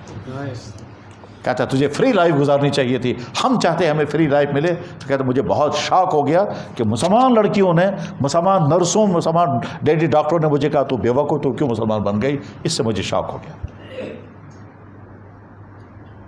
اب اس کا نکاح بھی ہوا، اور اس نے ایک ایک چیز پوچھی. کہنے لگے مہر کا سسٹم مجھے بتائیے، اور اللہ کے نبی نے اپنی بیٹی کا جو مہر رکھا تھا میں چاہتا ہوں بس میرا بھی وہی نام مہر رکھا جائے. اللہ نے اپنی بیٹی کا جو نام رکھا تھا میں چاہتا ہوں میرا بھی نام. میرا بھائی ایک بات ایک دفعہ میں حیران ہو گیا پوچھ کر, جب اسے صبح سویرے فون کیا تو میں نے اٹھایا, کہنے لگا جی مجھے غلطی ہو گئی, میں باتھ روم چلی گئی, دایاں پاؤں اندر لے گئی تو میں باہر نکل آئی, اب مجھے بتائیے مجھے کیا کرنا ہے. میں سوچتا رہا, میں نے کہا یا اللہ, اب اگر مسلمان سے ہم کہتے ہیں کہ باتھ روم جاتے ہوئے بایاں پاؤں اندر لے جاؤ اور مسجد میں آتے ہوئے دایاں پاؤں اندر لے جاؤ تو مسلمان مذاق اڑاتا ہے. اور وہ لیڈی کیا کہہ رہی ہے, جی میں چلی گئی تھی باتھ روم, دایاں پاؤں بولے سے اندر چلا گیا, میں باہر نکل آئی, اب مجھے کیا کرنا ہے, مجھے توبہ کرنی ہے پہلے. تو میں نے کہا گھبرانے کی بات نہیں, آپ نے کوئی گناہ نہیں کیا, بھولے سے دایاں پاؤں چلا گیا, اب اندر چلی جائے, بایاں پاؤں لے کر کے چلی جاؤ, کوئی حرج نہیں. پیتن پریکٹس عمل کرنا کرتے ہیں اور ہم اسے مذاق اڑاتے ہیں اپنے دین کا. میرے بھائی یہ جو ساری صورتحال ہے, یہ ساری صورتحال کا حل کیا ہے؟ کیا ہم اسی طرح سے آگے چلتے رہیں تو نتیجہ کیا آئے گا؟ اللہ تعالیٰ شانو ہم جیسے مسلمانوں کو باہر نکال کے پھینک دے اور نئے لوگ اسلام میں آئیں گے. اور جب ہم اس چیپٹر کو پڑھتے ہیں تو اچھی منظر سامنے آتا ہے. اللہ اکبر. مجھے ابھی کتاب ملی مدینہ منورہ میں, لکھنے والا کوئی برطانوی ہے, وہ لکھتا ہے آج کے زمانے میں لوگ اسلام قبول کر رہے ہیں, کن کن باتوں پر کیسے مسلمان بن رہے ہیں. ہم حیران ہو جاتے ہیں دیکھ کر, جن باتوں پر ہم نے زندگی پر عمل نہیں کیا, پرسوں کا مسلمان اس بات پر عمل کر رہا ہے. عجیب عجیب واقعات اس میں لکھے کہ فلاں امریکن نے مسلمان اسلام قبول کیا, وجہ یہ ہے. فلاں برطانوی نے اسلام قبول کیا, وجہ یہ ہے. فلاں برطانوی لیڈی نے اسلام قبول کیا, وجہ یہ ہے. اب وہ اپنے حالات سنا رہے ہیں. میں حیران ہو کے پڑھتے پڑھتے واقعات, کتنی چھوٹی چھوٹی بات. اس میں ایک واقعہ لکھا ہوا ہے کہ کوئی امریکن سٹیزن, یہ عرب میں کہیں ہے, یہ کسی سٹور میں گیا, ڈپارٹمنٹل سٹور میں, وہاں کوئی چیز اس نے خریدی. وہ جو بل بنانے والا ہے اس نے جلدی سے بل بنا کر 1095 ریال اسے لیے. اس نے چیز لی, 1095 ریال اسے دیے. باہر نکل کر سوچنے لگا بہت مہنگا اس نے مجھے دیا یہ, لیکن دے چکا, آگے بات. اب اس دکان میں کبھی نہیں جاؤں گا میں, یہ بہت مہنگا بیچتا ہے, اس نے 1095 ریال مجھ سے لی ہے, یہ لگتا ہے مجھے اتنی کی نہیں ہے. بہت مہینوں کے بعد کہتا ہے میں مجبور ہو گیا, اسی سٹور میں چلا گیا. جو ہی اس سٹور میں چلا گیا تو اس نے مجھے دیکھتے ہی کہا اللہ اکبر الحمدللہ, اللہ اکبر الحمدللہ. تو میں حیران ہو گیا اس نے یہ کیوں کہا. تو میں جب اندر چلا گیا اس نے کہا سب سے پہلے یہ گفٹ آپ لے لو, اور یہ جو میں نے رکھا یہ صدقہ رکھا. تو میں نے کہا بھائی کیا بات ہے؟ کہنے لگا نہیں پہلے یہ 1000 ریال بھی آپ لے لو. میں نے کہا بھائی کیا بات ہو گئی؟ کہنے لگا تم اس سے پہلے آئے تھے, میں نے بل جب بنایا تھا تو مجھے غلطی ہو گئی تھی, وہ 195 ریال مجھے لکھنا تھا, وہ اس کے بجائے 1095 ریال, تو میں نے تم سے 900 ریال زیادہ لیے ہیں. اسی دن میں سوچتا رہا خدایا یہ کسٹمر واپس آنا چاہیے کیونکہ اس کا 900 ریال میرے پاس غلطی سے آ گیا. میں نے اسی وقت صدقے کی نیت سے ہی پیسہ الگ رکھا ہے, اور میں نے اسی وقت ارادہ کیا کہ میں یہ تمہیں گفٹ دوں گا اگر تم واپس آؤ. اور میں روز کہتا تھا یا اللہ اس کو واپس بھیج دے, میں اس کو پہچانتا نہیں وہ کہاں کا آدمی ہے, اور اس کا پیسہ میرے پاس رہ گیا, مجھے غلطی ہو گئی. آج جب تم آگے تو مجھے خوشی ہو گئی, اس لیے میں نے کہا الحمدللہ اللہ اکبر, اور یہ میرے طرف سے گفٹ ہے اور یہ میں نے صدقہ رکھا ہے. یہ تمہارے 900 ریال الگ ہیں, 195 ریال مجھے لینے تھے. اور ساتھ نے کہا بل بناتے ہوئے درمیان میں ایک نقطہ لگا ہوا تھا, اس کو میں نے سمجھا یہ 195 نہیں ہے, یہ 1095 ہے, یہ غلطی مجھے ہوئی. یہ کہتا ہے میں سوچتا رہا ایسا بھی کردار انسانوں کا ہوتا ہے. بس اسی بنیاد پر وہ مسلمان ہو گیا.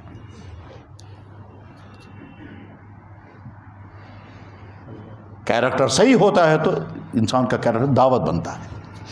دنیا میں بہت سارے ملک ایسے ہیں جن ملکوں میں تاجروں کے ذریعے سے اسلام پہنچا ہے, تجارتوں کی امانت داری اور دیانت داری. ملیشیا میں اسلام تاجروں کے ذریعے پہنچا, وہاں کوئی دوسرا نہ کوئی ولی گیا, نہ کوئی دائی گیا, نہ کوئی اور ذریعہ, تاجروں کے ذریعے. مسلمانوں کی تجارت امانت اور دیانت داری کی بس ایسی تھی کہ وہاں کے تمام لوگ ان تاجروں کی ایمانداری کو دیکھ کر مسلمان. چنانچہ آج دنیا کے کسی بھی ملک میں اتنی بڑی تعداد مسلمانوں کی نہیں ہے جتنی بڑی تعداد ملیشیا اور انڈونیشیا میں, اور سب تاجروں کے ذریعے اسلام قبول کیا.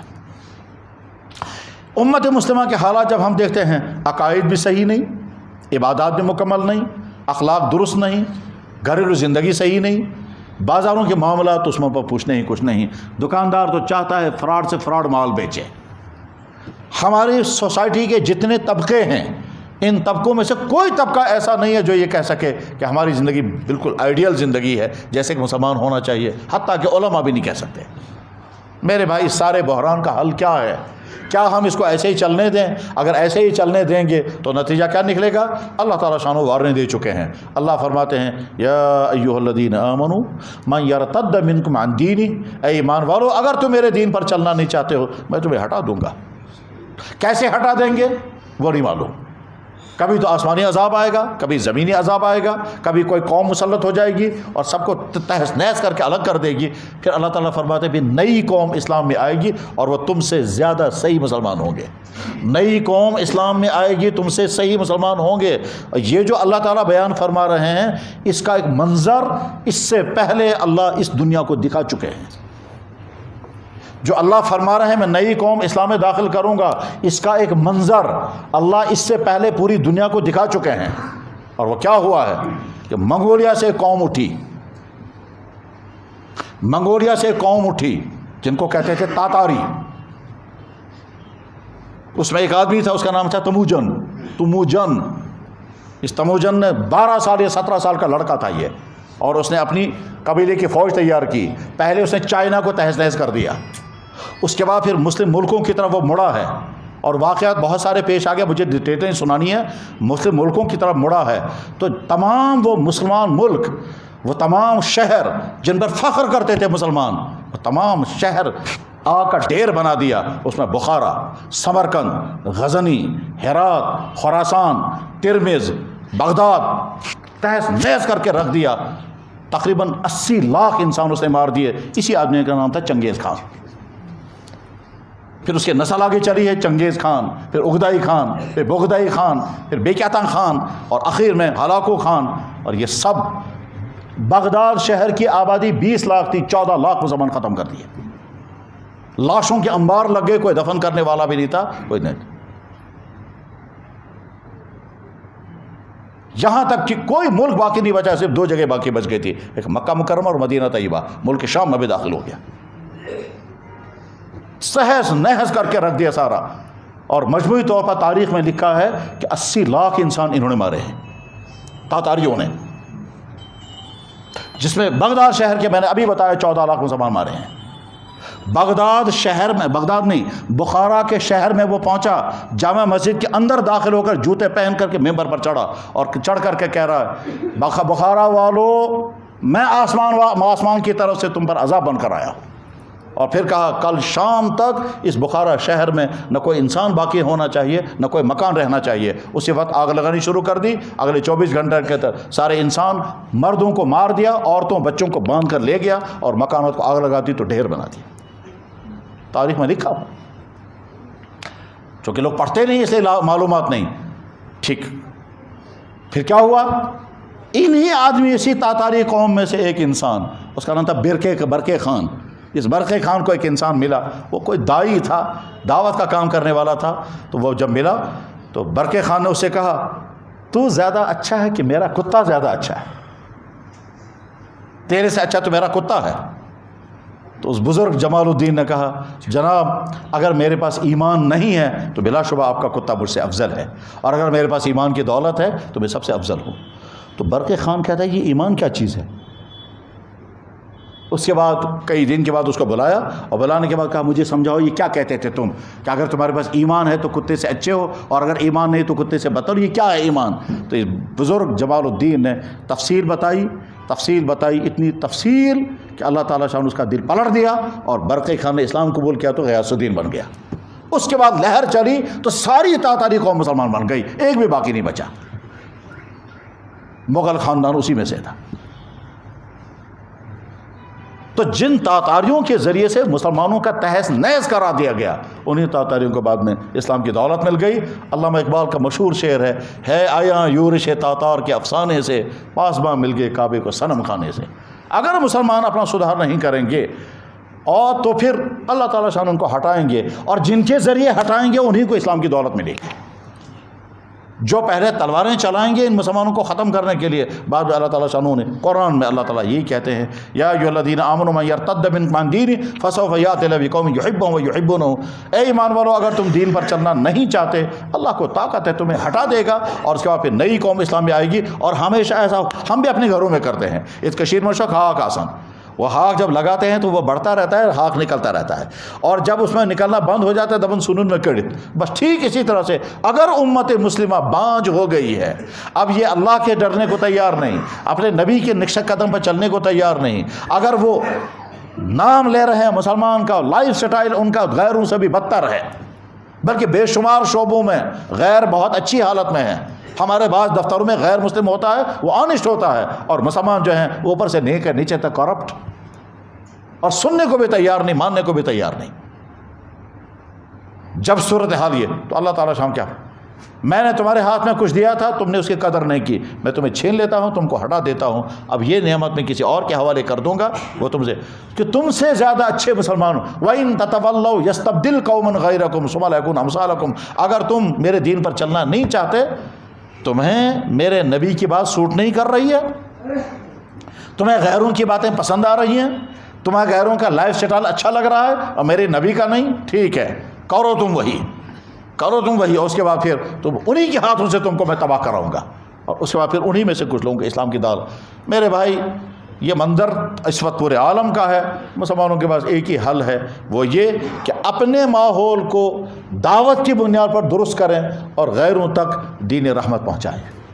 اگر امت یہ دو کام کرنے کے لیے تیار ہو گئی تو بچے گی، اور اگر یہ کام کرنے کے لیے تیار نہیں ہے تو امت کو اس دنیا میں رہنے کا حق نہیں ہے،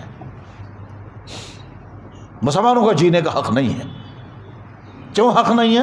اس لیے کہ اللہ نے جس دین کو عطا فرمایا تھا، جب وہ دین پر چلنے کو امت تیار نہیں، امت کی کتنی فیصد؟ کہیں 90، کہیں 95، اور کہیں اس سے بھی زیادہ رشوت، غیر تیزی کے ساتھ اسلام کی طرف آ رہے ہیں، اور اس کا ڈاٹا کہیں بنتا نہیں ہے۔ ڈاٹا کیوں نہیں بنتا ہے؟ اس لیے کہ اس کی بہت ساری وجوہات ہیں اور اس میں مصلحت بھی ہے، لیکن اسلام اپنی سچائی کی بنیاد پر جس کے سامنے آتا ہے وہ فوراً اسلام کی طرف آتا ہے۔ وہ تو جب وہ اسلام کی طرف آتے ہیں تو کبھی کبھی کہتے ہیں جی مسلمانوں کو دیکھ کر تو اسلام سے نفرت ہوتی ہے، اور اسلام کو دیکھ کر ہم کو لگتا ہے کہ اسلام سے بہتر کوئی دین نہیں۔ آج ساری دنیا اور خصوصاً سارا میڈیا اور ساری چینلیں لگی ہوئی اسی بات پر، اسلام کو بدنام سے بدنام تر کرو، اس کے باوجود اسلام کو جو پڑھتا ہے وہ اسلام کی طرف آتا ہے۔ اللہ کے نبی علیہ الصلوۃ والسلام کی شان اقدس میں گستاخی کرنے کے لیے کارٹون تک بنائے گئے۔ ہم مسلمانوں نے کبھی کسی نبی کی توہین نہیں کی، کبھی کسی دوسرے مذہب کے کسی رہنما کی توہین نہیں کی، نہ ہمارا اسلام ہمیں اجازت دیتا ہے، نہ ہم کریں گے۔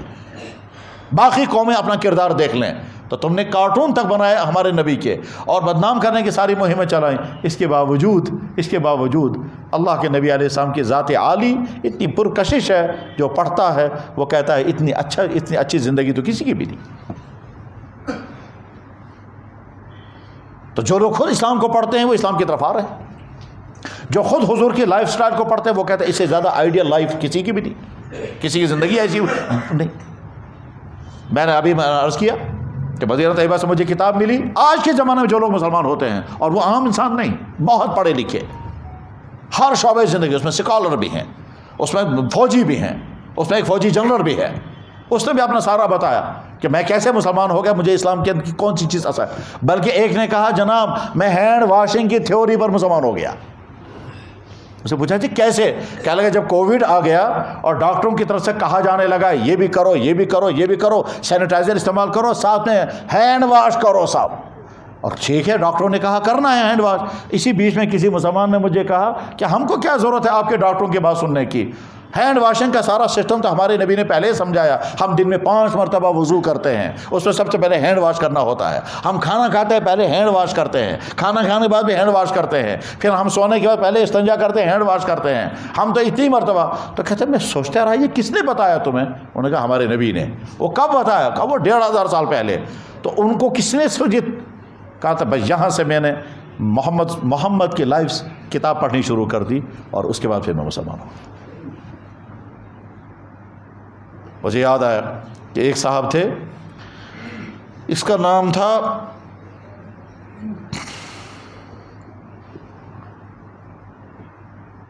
KL گابا۔ KL گابا نام کا ایک شخص ہے، یہ کیمبرج یونیورسٹی میں پڑھ رہے تھے، کیمبرج باہر ہے، وہاں انہوں نے حضور کی سیرت پڑھی، اور سیرت پڑھنے کے بعد پھر ارادہ کیا کہ میں مسلمان بنوں گا۔ اس بیچ میں سفر ہوا واپس، تو جب اس نے ارادہ کیا مسلمان بننے کا، تو اب تک تو یہ تھا کپور لال گابا۔ اب جب اس نے اسلام قبول کرنے کا ارادہ کیا تو علامہ اقبال نے کہا کہ بھائی بہتر ہے کہ اس کا نام ایسا ہم رکھیں گے کہ کے ایل اس کا سٹینڈ رہنا چاہیے۔ یہ کپور لال گابا ہے، کے ایل گابا، ہم یہی نام رکھیں گے ایسا جو کے ایل برقرار رہے۔ چنانچہ علامہ اقبال نے کسی کو تجویز دی کہ اس کا نام رکھیں گے خالد لطیف گابا، تو خالد لطیف گابا بن گیا، کے ایل گابا خالد لطیف گابا بن گیا۔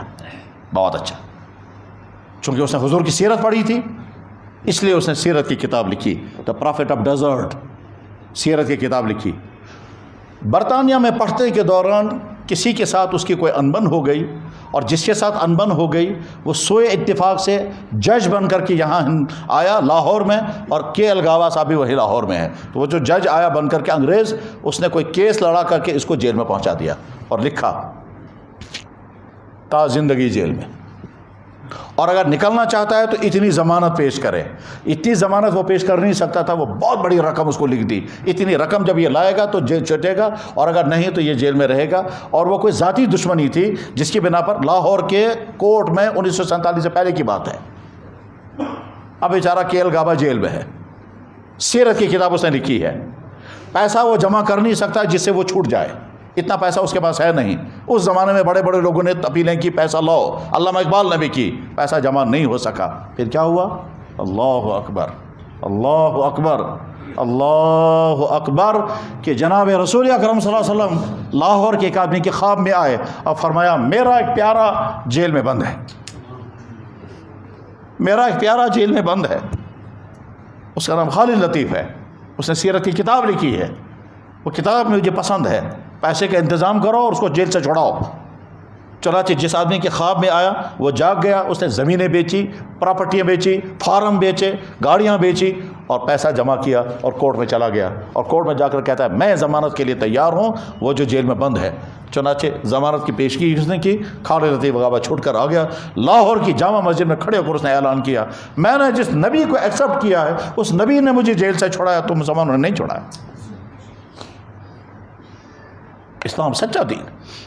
میرے بھائی، ہمارے پاس راستہ صرف ایک ہے، وہ ہے دعوت کے ذریعے سے اپنے معاشرے کو ٹھیک کریں، اور دعوت کے ذریعے معاشرے کو ٹھیک کرنے بعد پھر غیروں تک یہ دین حق کا پیغام پہنچائیں۔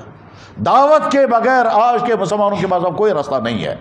آپ کے بچے دین پڑھنے کو تیار نہیں، سلیبس میں دین اب ہے نہیں، کہیں گھروں میں بھی دین نہیں ہے، سکولوں کالجوں میں دین نہیں ہے، دفتروں میں دین نہیں ہے، تو یہ بچہ اگر دین سے دور ہو رہا ہے تو یہ قابل نفرت نہیں ہے۔ حل ایک ہی ہے، اور آنکھ بند کر کے کہ آج کا مسلمان لٹریچر پڑھنے کو بھی تیار نہیں، کہتے ہیں صاحب کتابوں سے دین آئے گا، کتابوں سے کہاں، وہ تو پڑھنے کو تیار نہیں۔ اور اگر کہیں گے صاحب میڈیا سے دین پڑھیں گے تو میڈیا سے، ویب سائٹوں سے دین نہیں، ویب سائٹوں سے تو کنفیوژن تیار۔ آج کی اکثر ویب سائٹیں صرف کنفیوژن پیدا کر رہی ہے، بلکہ بہت سارے لوگوں کی مہم یہی ہے کہ ہم زیادہ سے زیادہ کنفیوژن کریٹ کریں۔ اس لیے میں بار بار کہتا ہوں ویب سائٹوں کو مت پڑھو دین سمجھنے کے لیے، نادان ہے وہ انسان جو اپنے دینی لٹریچر چھوڑ کر کے ویب سائٹوں سے دین کو پڑھنا چاہتا ہے۔ اور کوئی ڈاکٹر ہوگا وہاں، کوئی انجینئر ہوگا، کوئی لائر ہوگا، کوئی سڑک کا انسان ہوگا، حتیٰ کہ بعض فلم اسٹار آ کر کے دین پہ تبصرے کرنے لگتے ہیں۔ دنیا کا کوئی شعبہ ایسا نہیں ہے کہ جس میں غیر متعلق آدمی آ کر کے فیصلہ کرنے لگے۔ میڈیکل سائنس علم ہے، میں جا کر کے میڈیکل پر تبصرہ کرنے لگوں گا، بیوقوفی ہے، جو میرا سبجیکٹ نہیں ہے مجھے اس پر نہیں بولنا چاہیے۔ قانون میرا شعبہ نہیں ہے، مجھے قانون پر گفتگو نہیں کرنی چاہیے، لیکن دین بیچارہ مظلوم ہے کہ سارے آ کر بولنے لگتے ہیں۔ کوئی ڈاکٹر آ کر ہم کو دین سناتا ہے، کوئی انجینئر صاحب آ کر دین سناتے ہیں، اور ہمارا مسلمان نادان ہے اور اس کے پیچھے چلنے لگتا ہے، اور ان کا مقصد صرف کنفیوژن پیدا کرنا ہوتا ہے۔ جب ہم ہر فیلڈ کے اندر اسپیشلسٹ ڈھونڈتے ہیں تو دین میں کیوں ہم ایرے غیروں کے پیچھے دوڑتے ہیں؟ اور جو بھی دین بولنے کے لیے اٹھتا ہے جناب فلانی سکالر ہے تمہیں یہ کرو، اس کا نتیجہ ہے کہ صرف کنفیوژن پیدا ہو رہا ہے۔ تو میڈیا کے ذریعے دین نہیں سیکھ رہے، گھروں میں دین نہیں، آپ کے سلیبس میں کہیں دین نہیں ہے، تو اب دین کہاں سیکھیں گے؟ اور کہاں؟ نہ معلومات دین ہے، نہ جذبہ دین ہے۔ معلومات الگ چیز ہیں اور دین پر چلنے کا مزاج الگ چیز ہے۔ معلومات ہوں گی، مزاج نہیں ہوگا تب بھی دین پر نہیں چل پائیں گے۔ مزاج ہے مگر معلومات نہیں، تب بھی دین پر چل نہیں پائیں گے۔ ارادہ ہے میں نماز پڑھوں گا مگر نماز پڑھنی آتی ہی نہیں ہے، نماز پڑھنا فرض ہے یہ جانتا ہے مگر نماز پڑھنے کا مزاج ہی نہیں، تب بھی نہیں پڑھے گا۔ دو چیزیں چاہیے، معلومات بھی چاہیے اور ایمانی جذبہ بھی چاہیے. ایمانی جذبہ دعوت کے ماحول میں بنتا ہے. چنانچہ نوجوان ایک عالم میں ہوتا ہے اور جو ہی دعوت کے ماحول میں آتا ہے 24 گھنٹے کے اندر اس کی زندگی میں تبدیلی آتی ہے اور 24 گھنٹے کے بعد وہ سوچتا ہے اب تک میں نے زندگی میں کیا کیا ہے. اب ساری زندگی کی کہانیاں سامنے آتی ہے. اب تک وہ اپنے پاسٹ کو دیکھنے کو تیار نہیں تھا. جو ہی دعوت کے ماحول میں آتا ہے اپنے پاسٹ کو دیکھتا ہے. میں نے کل کیا کیا, سکول میں کیا کیا, گھر میں کیا کیا, فلاں خاتون کے ساتھ میرا کیا تعلق رہا ہے, میں نے کون سی چیز غلط کھائی ہے, میں نے کہاں پیسے. چنانچہ دعوت میں نکل کر نوجوان لڑکے جب واپس آتے ہیں اور وہ ہمت کرتے ہیں پوچھنے کی تو اپنی ساری پچھلی کہانیاں سناتے ہیں. میں نے کب کیا کیا ہے اور کیا صورت ہے بچنے کی. دعوت انسانوں کو ڈائمنڈ بناتی ہے. اگر ہم سے کوئی پوچھے گا ہمدردی کی بات اور خیر خواہی کی بات, ہم صاف کہیں گے آج کے والدین کو کہ اگر تم چاہتے ہو تمہارے بچے ایمان کے بگاڑ, اخلاق کے بگاڑ, کردار کے بگاڑ سے بچ جائیں تو دعوت کے ساتھ جوڑو. اور نوجوانوں سے کہنا چاہتے ہیں اگر تم اپنے ایمان کو بچانا چاہتے ہو, اپنی جوانی کو بچانا چاہتے ہو, کوئی جگہ بچنے کی نہیں ہے, دعوت کے ساتھ جڑو. اور دعوت کے ساتھ جڑنے کے بعد تمہارا کردار بھی بچے گا, تمہارا ایمان بھی بچے گا. ورنہ نہ جانے کون کون سے کنفیوژن کا شکار ہو جاؤ گے اور نہ جانے کون کون سی خرابیوں میں ڈوب جاؤ گے اور اپنے آپ کو بچا نہیں پاؤ گے. تم کالجوں میں, سکولوں میں جب دیکھو گے وہاں بھی افیئرس ہیں, وہاں ڈرگس ہے, وہاں ڈانس ہے, وہاں فیشن ہے. اندر کی جوانی تم کو کہے گی میں کیوں پیچھے بیٹھوں گا, میں بھی جاتا ہوں, تو تم بھی جاؤ گے. اور یہی ہوتا ہے. شریف گھروں کے بچے, ابھی صبح مجھے لڑکا سنا رہا تھا, کہنے لگا جی فلانا میرا کلاس فیلو تھا, وہ بہت نوازی تھا, پہلے بہت اچھا تھا, اب وہ فلانے کالج میں گیا پونا یا کہاں, واپس آ کر کہتا ہے مجھے تو مان نہیں کھودا کیا چیز. تو گیا وہاں سے کفر لے کر آ گیا, وہاں سے کفر لے کر آ گیا. ہمارے اس وقت کے بزرگوں میں بہت بڑی شخصیت ہے حضرت مولانا پیر ذوالفقار احمد صاحب. انہیں واقعہ لکھا کہ وہ ماسکو سے کراچی آ رہے تھے, جہاز میں بیٹھے ہیں, دائیں یا بائیں کوئی صاحب بیٹھے ہوئے تھے. تو اب جب بیٹھے ہوتے ہیں تو تھوڑی دیر کے بعد بات چیت کبھی ہو جاتی ہے. تو اس نے پوچھا ان سے جناب آپ کہاں کے ہیں؟ انہوں نے بھی کہا میں وہیں کا ہوں جہاں تم جا رہے ہو. اچھا. کہنے لگے, انہوں نے پوچھا تم کہاں تھے؟ کہنے لگا جی میں ماسکو میں پڑھ رہا تھا. اچھا. پھر بات چیت شروع ہوئی تو اس نے وہاں سے ان کو کہا آپ کچھ دین وین جانتے ہو, مجھے کچھ سوال پوچھنے تھے. تو انہوں نے کہا تھوڑا سب جانتا ہوں. اب اس نے کچھ سوالات پوچھے, جب انہوں نے جواب دیے تو اس نے کہا مجھے تو لگتا ہے نہیں. اس نے کہا میں ماسکو میں آیا, میری آنکھیں کھل گئی وہاں. کہا لگا کہیں کوئی خدا نہیں, میری آنکھیں کھل گئی, اسلام سارا فراڈ ہے, میری آنکھیں کھل گئی. پیر صاحب سمجھ گئے کہ بیچارہ خالی ہو چکا ہے. اس کے بعد جب اس نے سوالات پوچھے تو پیر صاحب نے جوابات دیے. تو وہ وہاں سے کہتا ہے مجھے لگتا ہے آپ کچھ پڑھے لکھے انسان ہیں. انہوں نے کہا میں پڑھا لکھا ہوں یا نہیں, تم تو اس کو رہنے دو, تو بے وقوف ہے. جو یہاں سے ایمان لے کر گیا تھا وہاں سے کفر لے کر آیا, اور تو جو پڑھ کر کے آیا وہ میں نے ڈیوٹیاں دی ہیں, میں انجینئر ہوں. اس بیچارے کی ہوا نکل گئی کیونکہ وہ انجینئر پڑھ کر آیا تھا. تو اس کو وہی ٹینٹ تھی, پوچھو خبر کیا. اب جب کہا یہ تو وہ انجینئر ہیں اور بہت پڑھے لکھے انجینئر ہیں, تو انہوں نے کہا میں پڑھا لکھا ہوں یا تو بے وقوف ہے, ایمان لے کر گیا تھا, کفر لے کر واپس آ رہا ہے اور کہتا ہے میری آنکھیں کھل گئی. کیا آنکھیں کھل گئی؟ تو ڈوب گیا. پھر فرمایا میں نے اس پہ توجہ بھی ڈالی اور بات چیت بھی کی, یہاں تک کہ کراچی پہنچتے پہنچتے اس پہ دوبارہ کلمہ پڑھا. میں ایک مرتبہ وہاں رات کو بیٹھا ہوا تھا, لڑکے نے فون کیا, لڑکے کا فون نمبر میرے پاس ہے, اس کو جانتا بھی ہوں. کہنے لگا جب ہم جماعت میں ہیں. میں نے کہا اچھا. کہنے لگا جی یہاں ایک ہمارے ساتھ نیا لڑکا ہے, جماعت میں نکلا ہوا ہے, وہ عجیب عجیب سوالات کرتا ہے اور ہم جواب نہیں دے پاتے. میں نے کہا کیا سوال کر رہا ہے؟ کہنے لگا جی آپ سن لیں. میں نے کہا تم بتاؤ نا کیا سوال کر رہا ہے. کہنے لگا یہ سوال کرتا ہے زمین اللہ نے بنائی, آسمان اللہ نے بنائے, انسان اللہ نے پیدا کیے, درخت اللہ نے بنائے, اللہ کو کس نے بنایا؟ یہ ہم جواب میں کہتے ہیں اللہ خود بخود بنا, یہ کہتا ہے خود بخود کیسے بنے گا. میں نے کہا دے دو فون. اب جب سے فون لیا میں نے کہا کیا کہتے ہو بھائی؟ کہنے لگا جی آسمان اللہ نے بنایا, زمین اللہ نے بنایا, انسان اللہ نے بنایا, جانور اللہ کو کس نے بنایا؟ یہ مجھے کہتے ہیں اللہ خود بخود بنا. میں پوچھتا ہوں خود بخود کیسے بنے گا؟ میں سوچتا رہا اس بیچ میں کہ اللہ کو جواب ذہن میں آنا چاہیے تاکہ اس کو سمجھا سکیں. تو اللہ تعالیٰ مدد فرماتے ہیں, میرے ذہن میں آ گیا. میں نے کہا دیکھو تم نے برفی کھائی ہے؟ کہنے لگا جی ہاں. لڈو کھائے ہیں؟ کہنے لگا جی ہاں. میں نے کہا تم نے حلوہ بھی کھایا ہوگا کبھی؟ کہنے لگا جی ہاں. میں نے کہا تم نے پھیرنی بھی کھائی ہوگی؟ کہنے لگا ہاں جی. میں نے کہا لٹن چائے بھی پی ہوگی؟ کہنے لگا ہاں. میں نے کہا 5 چیزیں ہو گئی ہے, برفی, لڈو, پھیرنی, حلوہ اور لیفٹن چائے، یہ 5 چیزیں تم نے کھائی ہیں۔ اگر تم سے کوئی پوچھے گا برفی میٹھی کیوں ہے، تم کہو گے چینی کی وجہ سے۔ تم سے اگر کوئی پوچھے گا لڈو میٹھا کیوں ہے، تم کہو گے چینی کی وجہ سے۔ اگر تم سے کوئی پوچھے گا لیفٹن چائے میٹھی کیوں ہے، تم کہو گے چینی کی وجہ سے۔ اگر تم سے کوئی پوچھے گا پھیرنی اور حلوہ میٹھا کیوں ہے، تم کہو گے چینی کی وجہ سے۔ اگر تم سے کوئی پوچھے گا چینی میٹھی کیوں ہے، تم کیا کہو گے؟ کہنے لگا چینی تو خود بخود میٹھی ہے۔ کہنے لگا چینی تو خود بخود میٹھی ہے۔ میں نے کہا آ رہا سمجھ میں؟ کہنے لگا ہاں جی واقعی صحیح بات ہے، چینی تو خود بخود میٹھی ہے، چینی کو میٹھا کرنے کے لیے کوئی نئی چیز نہیں ڈالنی ہے۔ میں نے کہا سیم اسی طرح سے زمین اللہ نے بنائی، آسمان اللہ نے بنایا، اللہ خود بخود۔ کہنے لگا جی آ گیا سمجھ میں، حالانکہ یہ کوئی آرگیو، یہ دلیل نہیں ہے، یہ کوئی پروف نہیں، مثال ہے صرف۔ بہرحال مثال سے جھٹکا کھا کر کے وہ واپس آ گیا۔ میں نے کہا پڑھو کلمہ اب دوبارہ۔ کہنے لگا جی بالکل صحیح ہے، پڑھا کلمہ۔ میرے بھائی کچھ نہیں پتہ چلتا ہے کس بات سے آدمی لڑک کر کہاں سے کہاں پہنچ جائے گا۔ مجھے لڑکا ملا، یہ لڑکا کیا وہ بہت بڑا افسر ہے اور لاکھوں روپے کی سیلری اس کے دن کی ہے وہاں بنگلور میں امریکن کمپنی میں۔ جب باتیں ہوئی تو میں نے ان سے کہا کیا کہنا چاہتے ہیں؟ کہنے لگا جی آپ ناراض نہ ہوں، ایک بات کہنا چاہتا ہوں۔ میں نے کہا فرمائیے۔ کہنے لگا مجھے خدا کے بارے میں ڈاؤٹ ہو گیا ہے۔ میں نے کہا انا للہ و انا راجعون، استغفر اللہ۔ ایک مسلمان کو اللہ کی ذات کے بارے میں ڈاؤٹ؟ کیا ڈاؤٹ ہے؟ کہنے لگا جی مجھے خیال آ رہا ہے جس کو ہم نے دیکھا نہیں اس کو ہم مانیں گے کیوں؟ میں نے کہا اچھا، بہت افسوسناک سوال ہے، افسوسناک تمہاری حالت ہے۔ اب جب تم نے بچپن میں بھی کہیں اللہ کے بارے میں نہیں سنا، جب تم نے کالج میں بھی نہیں سنا، تم کہیں امریکن یونیورسٹی میں پڑھ کر کے آئے، وہاں کون تمہیں بتائے گا اللہ کیا ہے؟ تو ڈاؤٹ نہیں ہوگا اور کیا ہوگا؟ اب ڈاؤٹ تمہارا یہ ہے جس کو دیکھا نہیں اس کو مانیں گے کیوں؟ تو میں سنو، اب ہم لوگ یہ کہتے ہیں کہ جو دیکھنے کا مطالبہ کرنے والے وہ بے وقوف لوگ ہیں۔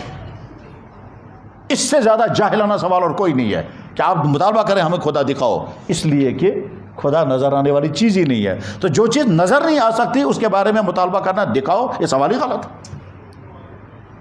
اب اس کا پہلے رنگ بدل گیا۔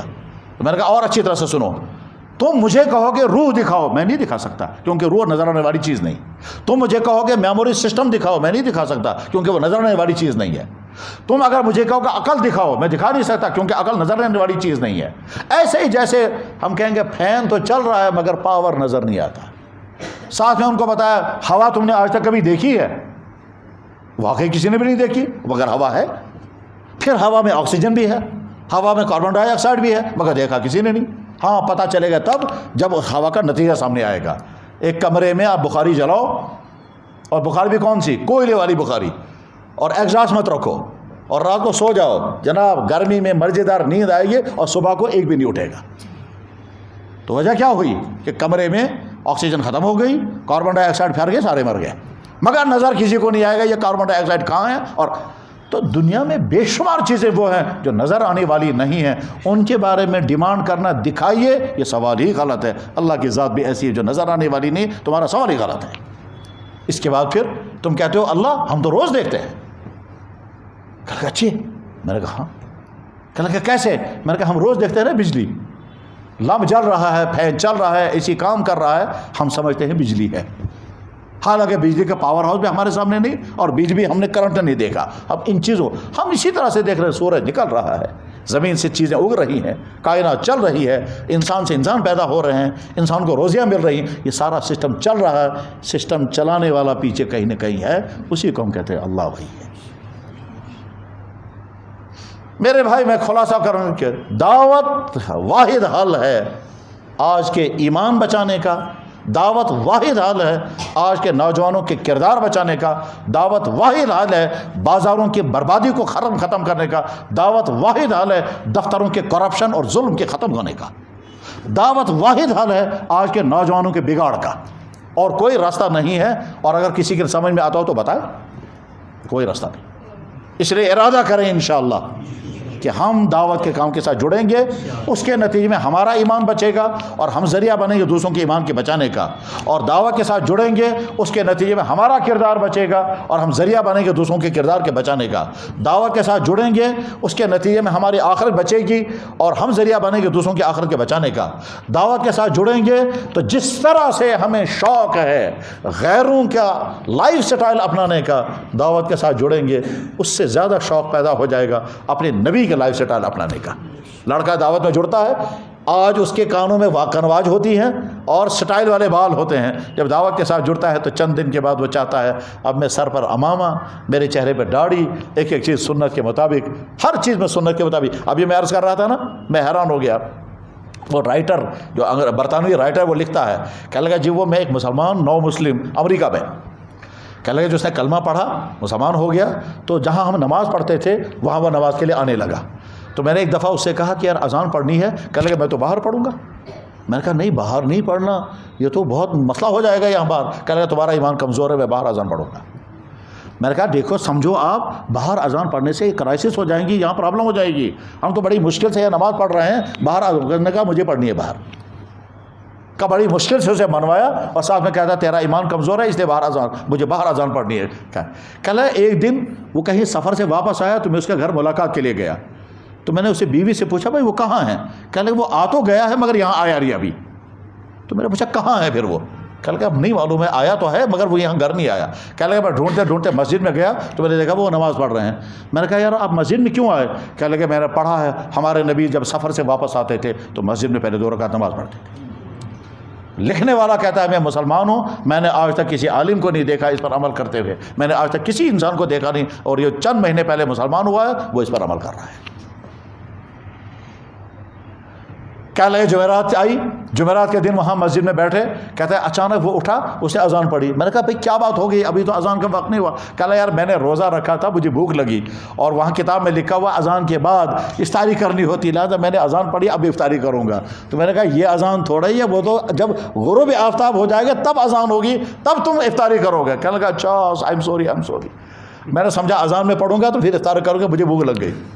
پھر میں نے اس سے پوچھا کیا کر رہے ہو؟ کہنے لگے کہ میں نے اسلام قبول کیا اس دن میں نے اپنے نبی کے لائف سٹائل اس میں انہوں نے کہا کہ جمعرات کو اور سوموار کو روزہ رکھا کرو. اس کے بعد سے آج تک میں نے کبھی بھی جمعرات اور سوموار کو روزہ نہیں چھوڑا ہے.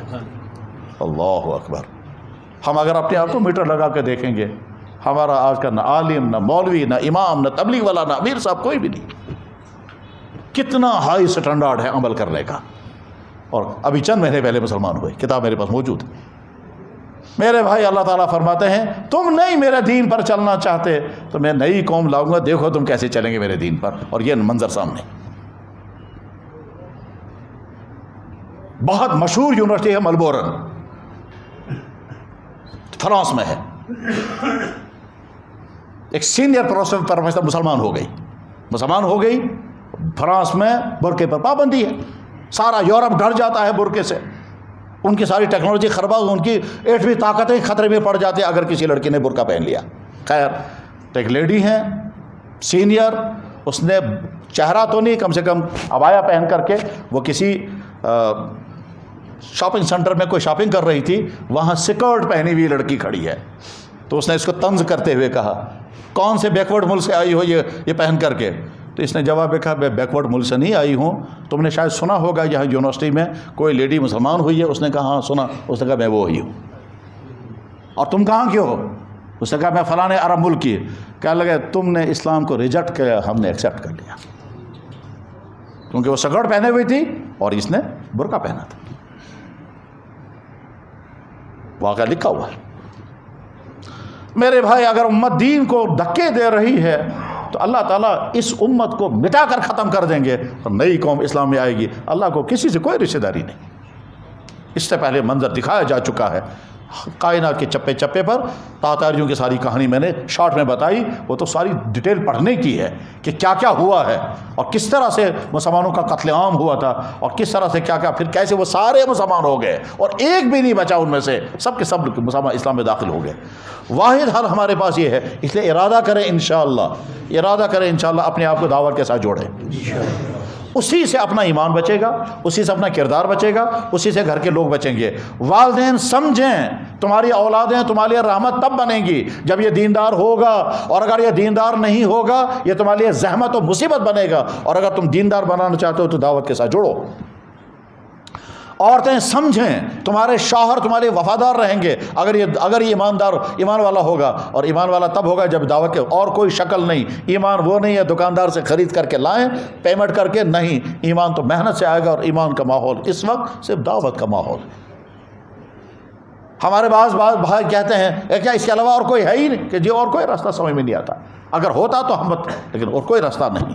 اور جب انسان دعوت میں جڑتا ہے، جو ہی نکلتا ہے تو کیا ہوگا، وہاں آتے ہی اس کا کنسپٹ ہی نہیں بدل جاتا ہے، اس کے چلنے کا انداز ہی بدل جاتا ہے، اس کی سوچ ہی بدل جاتی ہے۔ وہ جب کھانا کھانے بیٹھے گا اس کا سنت کے مطابق کھانا کھانا ہے۔ اب چلنا ہے تمہیں، اپنی آنکھوں کو بچا کر کے چلو، اور ہم ملاقات کے لیے جا رہے ہیں، اس کو دین کے لیے بلانا ہے۔ میرے بھائی، میں نے خود دیکھا کہ ڈل گیٹ پر جہاں دنیا بھر کے ٹورسٹ، ننگے ٹورسٹ آتے ہیں، وہاں لڑکے پھرتے رہتے ہیں، لیکن ایک دفعہ تبلیغ والے گشت کر رہے تھے تو سر نیچے کیے ہوئے، ہاتھوں میں تسبیح، اور بات کر رہے تھے۔ میں نے کہا اللہ، یہی لڑکے اگر یہاں عام حالات میں گھومنے کے لیے آتے تو ان کی نگاہ کیا دیکھتی اور ان کا سٹائل کیا ہوتا، اور یہی لڑکے اس وقت گشت کر رہے ہیں تو ان کا انداز کیا ہے۔ اب دیکھتے رہے ان کو۔ یہ ہے دعوت کا ماحول، کہ دعوت کے لیے جب انسان نکلتا ہے تو اس کی ہر چیز بدل جاتی ہے، اس کی سوچ، اس کا چلنا، اس کا دعوت انسان کو مومن بنانے کا واحد راستہ، دعوت انسان کو متبع سنت بنانے کا واحد، دعوت انسان کو بااخلاق بنانے کا۔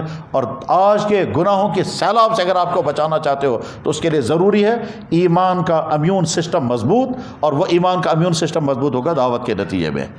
اور یہ دعوت کا کام نہ کوئی تحریک ہے، نہ کوئی تنظیم ہے، نہ کوئی مسلک ہے، نہ اس میں رفع دین و غیر رفع دین، اس میں اتنا ہم مسلمان ہیں، ہمارا وقت، ہماری صلاحیتیں دین پر لگیں اور ہم دیندار بن کر زندگی گزاریں۔ اور جب اس ماحول میں انسان آتا ہے، یہ لڑکا جو اب تک فیشنوں کی دوڑ میں تھا، یہی لڑکا اگر کالج میں ہوتا ہے تو وہاں ان کو بچانے کی فکر کرتا ہے۔ میں واقعہ سنا کے بعد ختم کرتا ہوں۔ ایک دفعہ ایک صاحب مجھے ملے، ڈاکٹر، آج پتہ نہیں وہ کہاں ہوں گے، واللہ عالم۔ وہ تھوڑا مذاقی قسم کا آدمی ہے۔ کہتا ہے جناب میں نے TDC کر لیا تھا، میں میڈیکل کی کوشش کر رہا تھا اور وہ نہیں ہو پا رہا تھا تو پریشان تھا۔ اسی بیچ میں ہمارے ٹاؤن میں جماعت آئی تو میں نے کہا چلو آج انہی کے ساتھ دیکھتا ہوں، ویسے بھی ٹینشن میں ہوں تو آج گو پھیلا لی انہیں سے۔ کہتا ہے میں بیٹھا ان کے ساتھ، وہ کچھ کہنے لگے گشت وشت، تو میری سمجھ میں نہیں آئی کیا ہوتا ہے یہ میں گشت۔ لیکن جب باہر نکلے تو باہر نکل کر وہ کہنے لگا یا اللہ پوری دنیا میں دین کو زندہ کر دے۔ تو میں سوچنے لگا ہنستے ہوئے، ان کو جانا ہے یہاں سے وہاں تک اس گلی میں، اور کہتے ہیں پوری دنیا میں دین زندہ کر دے۔ تو کہتے ہیں میں نے مذاق کے ساتھ ان کی بات سنی، لیکن چلا میں ان کے ساتھ چلا، واپس آ گئے۔ پھر مغرب گیا تو ان کی بات ہوئی، وہ کہنے لگے نکلو جماعت میں۔ میں نے کہا میں ٹینشن میں ہوئی، چلو فی الحال میں ان کے ساتھ جاتا ہوں۔ میں نکلا ان کے ساتھ 3 دن۔ کہتا ہے 3 دن میں تھوڑا سا مجھے آئیڈیا آ گیا یہ تبلیغ کا کام کیا ہے، یہ ملاقات کیسے کرتے ہیں، پھر تعلیم کیسے کرتے ہیں، پھر بیان کہتا تھوڑا سا آئیڈیا آ گیا۔ اور اس کے بعد پھر گھر والوں نے کہا بھائی یہاں تو تمہارا میڈیکل میں سلیکشن نہیں ہوا، اب تم باہر کے ملک میں پڑھنے کے لیے جاؤ۔ چنانچہ وہ کہاں پڑھنے گیا؟ اس ملک میں جس کا تذکرہ آج کل خوب آتا ہے، اس کا نام ہے یوکرین۔ تو یوکرین پڑھنے کے لیے چلا گیا۔ کہتا ہے میں جب وہاں پہنچا ڈاکٹری پڑھنے، بہت سال پہلے ڈاکٹری پڑھنے کے لیے جب وہاں پہنچا تو میں نے دیکھا عرب ملکوں کے لڑکے اور لڑکیاں شراب پیتے، تو مجھے بہت شاک ہو گیا کہ ہم تو عرب ملکوں کے لوگوں کو سمجھتے ورث تھے اور یہ عرب۔ تو کہتا ہے مجھے اتنا شاک ہوا تو میں نے سوچا کچھ کرنا چاہیے۔ کیا کرنا چاہیے؟ تو وہ 3 دن میں جو تبلیغ کا کام میں نے سیکھا تھا میں نے سوچا وہی کروں گا۔ تو چنانچہ میں کمروں میں گشت کرتا تھا، اپنے کمرے میں بلا کر لڑکوں کو لاتا تھا۔ پھر میں نے سوچا اب کتاب پڑھنی چاہیے، کتاب ہے نہیں تو کتاب منگوائی وہاں پارس ہے۔ اب وہ وہاں تعلیم کرنے لگا۔ پھر ایک لڑکا جوڑتے اس طرح سے مختلف کہہ لائے جب میں 5 سال کے بعد اپنا MBBS کورس مکمل کر کے واپس نکلا تو 40 ملکوں کے لڑکوں کو میں تبلیغ کے ساتھ جوڑ چکا تھا۔ کہنے لگا پھر مجھے خیال آیا تم مذاق اڑاتا تھا ان کا، اس گلی سے اس گلی تک گشت کرنا ہے، کہتے ہیں پورے عالم دین کو زندہ کرو۔ کہتا ہے میرے ہاتھوں سے اللہ نے یہ کیا۔ تبلیغ کے کارنامے عجیب، ترغیب کے کارگزاریاں بڑی عجیب ہوتی ہیں، جوانوں کی الگ، بوڑھوں کی الگ اور ان کی الگ۔ تو میرے بھائی بس ہمدردی، اگر آپ ہم سے پوچھیں گے ہمارے لیے ہمدردی کا میسیج کیا ہے تو جواب آئے گا ہمدردی کا میسیج یہ ہے آپ کا ایمان بچے، ہمدردی کا میسیج یہ ہے کہ آپ کا کردار بچے، ہمدردی کا میسیج یہ ہے کہ آپ کا شوق دین کے احیاء کا شوق ہو، اور یہ سارا پورا ہوگا تبلیغ کے ساتھ۔ لہذا ہمدردی کی بات یہ ہے کہ تبلیغ کے ساتھ جڑو۔ تو ارادہ کریں انشاءاللہ ہم تبلیغ کے ساتھ جڑیں گے، اور جڑ کر کے پھر اپنے آپ سے پوچھو فائدہ ہوا کہ نقصان۔ چاہے 3 دن لگا کر واپس آؤ، چاہے 40 دن لگا کر واپس آؤ، اس میں شیطان کہے گا یار اس میں کوئی نیا چیز تو ہے نہیں، یہ کچھ بیکورڈز کی قسم نہیں، وہی بچاؤ ہے۔ اگر یہ بچاؤ کی کیفیت پیدا ہو گئی تم بعد میں کالج میں جاؤ کسی شاپنگ ہال میں جاؤ، شاپنگ سینٹروں میں جاؤ، کہیں بھی جاؤ، باہر کا اثر تم پر اثر نہیں کرے گا اگر یہ مضبوط بن گیا ایمان کا حال، ایمان کا حالہ اگر لگ گیا، ایمان کا حصار اگر پختہ ہو گیا تو باہر کے اثرات تم پر نہیں۔ یہ بالکل سمجھو ایسے جیسے واٹر پروف، جیسے فائر پروف لباس ہوتا ہے ایمان، ایسے ہی آج کے گندگیوں کے لیے آل پروف ایسا لباس ہے کہ باہر کے اثرات اندر نہیں آنے دیتا ہے۔ بس ارادہ کریں، آخری بات یہ ہے کہ ہم دعوت کے ساتھ جڑیں گے، دعوت کی جو ترتیب ہے وہ یہاں کے ساتھیوں ترتیب کے مطابق آپ کو چلائیں گے، ارادہ کر کے اٹھیں انشاءاللہ۔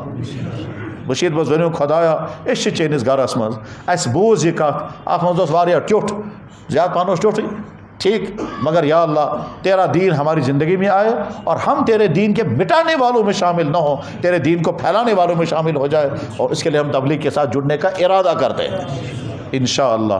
اللہ تعالیٰ شان و نکلنا آسان فرمائے اور نکلنے کی توفیق عطا فرمائے، اور جو رکاوٹیں ہیں ذہنی یا باہر کی وہ رکاوٹیں اللہ دور فرمائے۔ وآخر دعوانا ان الحمد للہ رب العالمین برحمتک یا ارحم الراحمین۔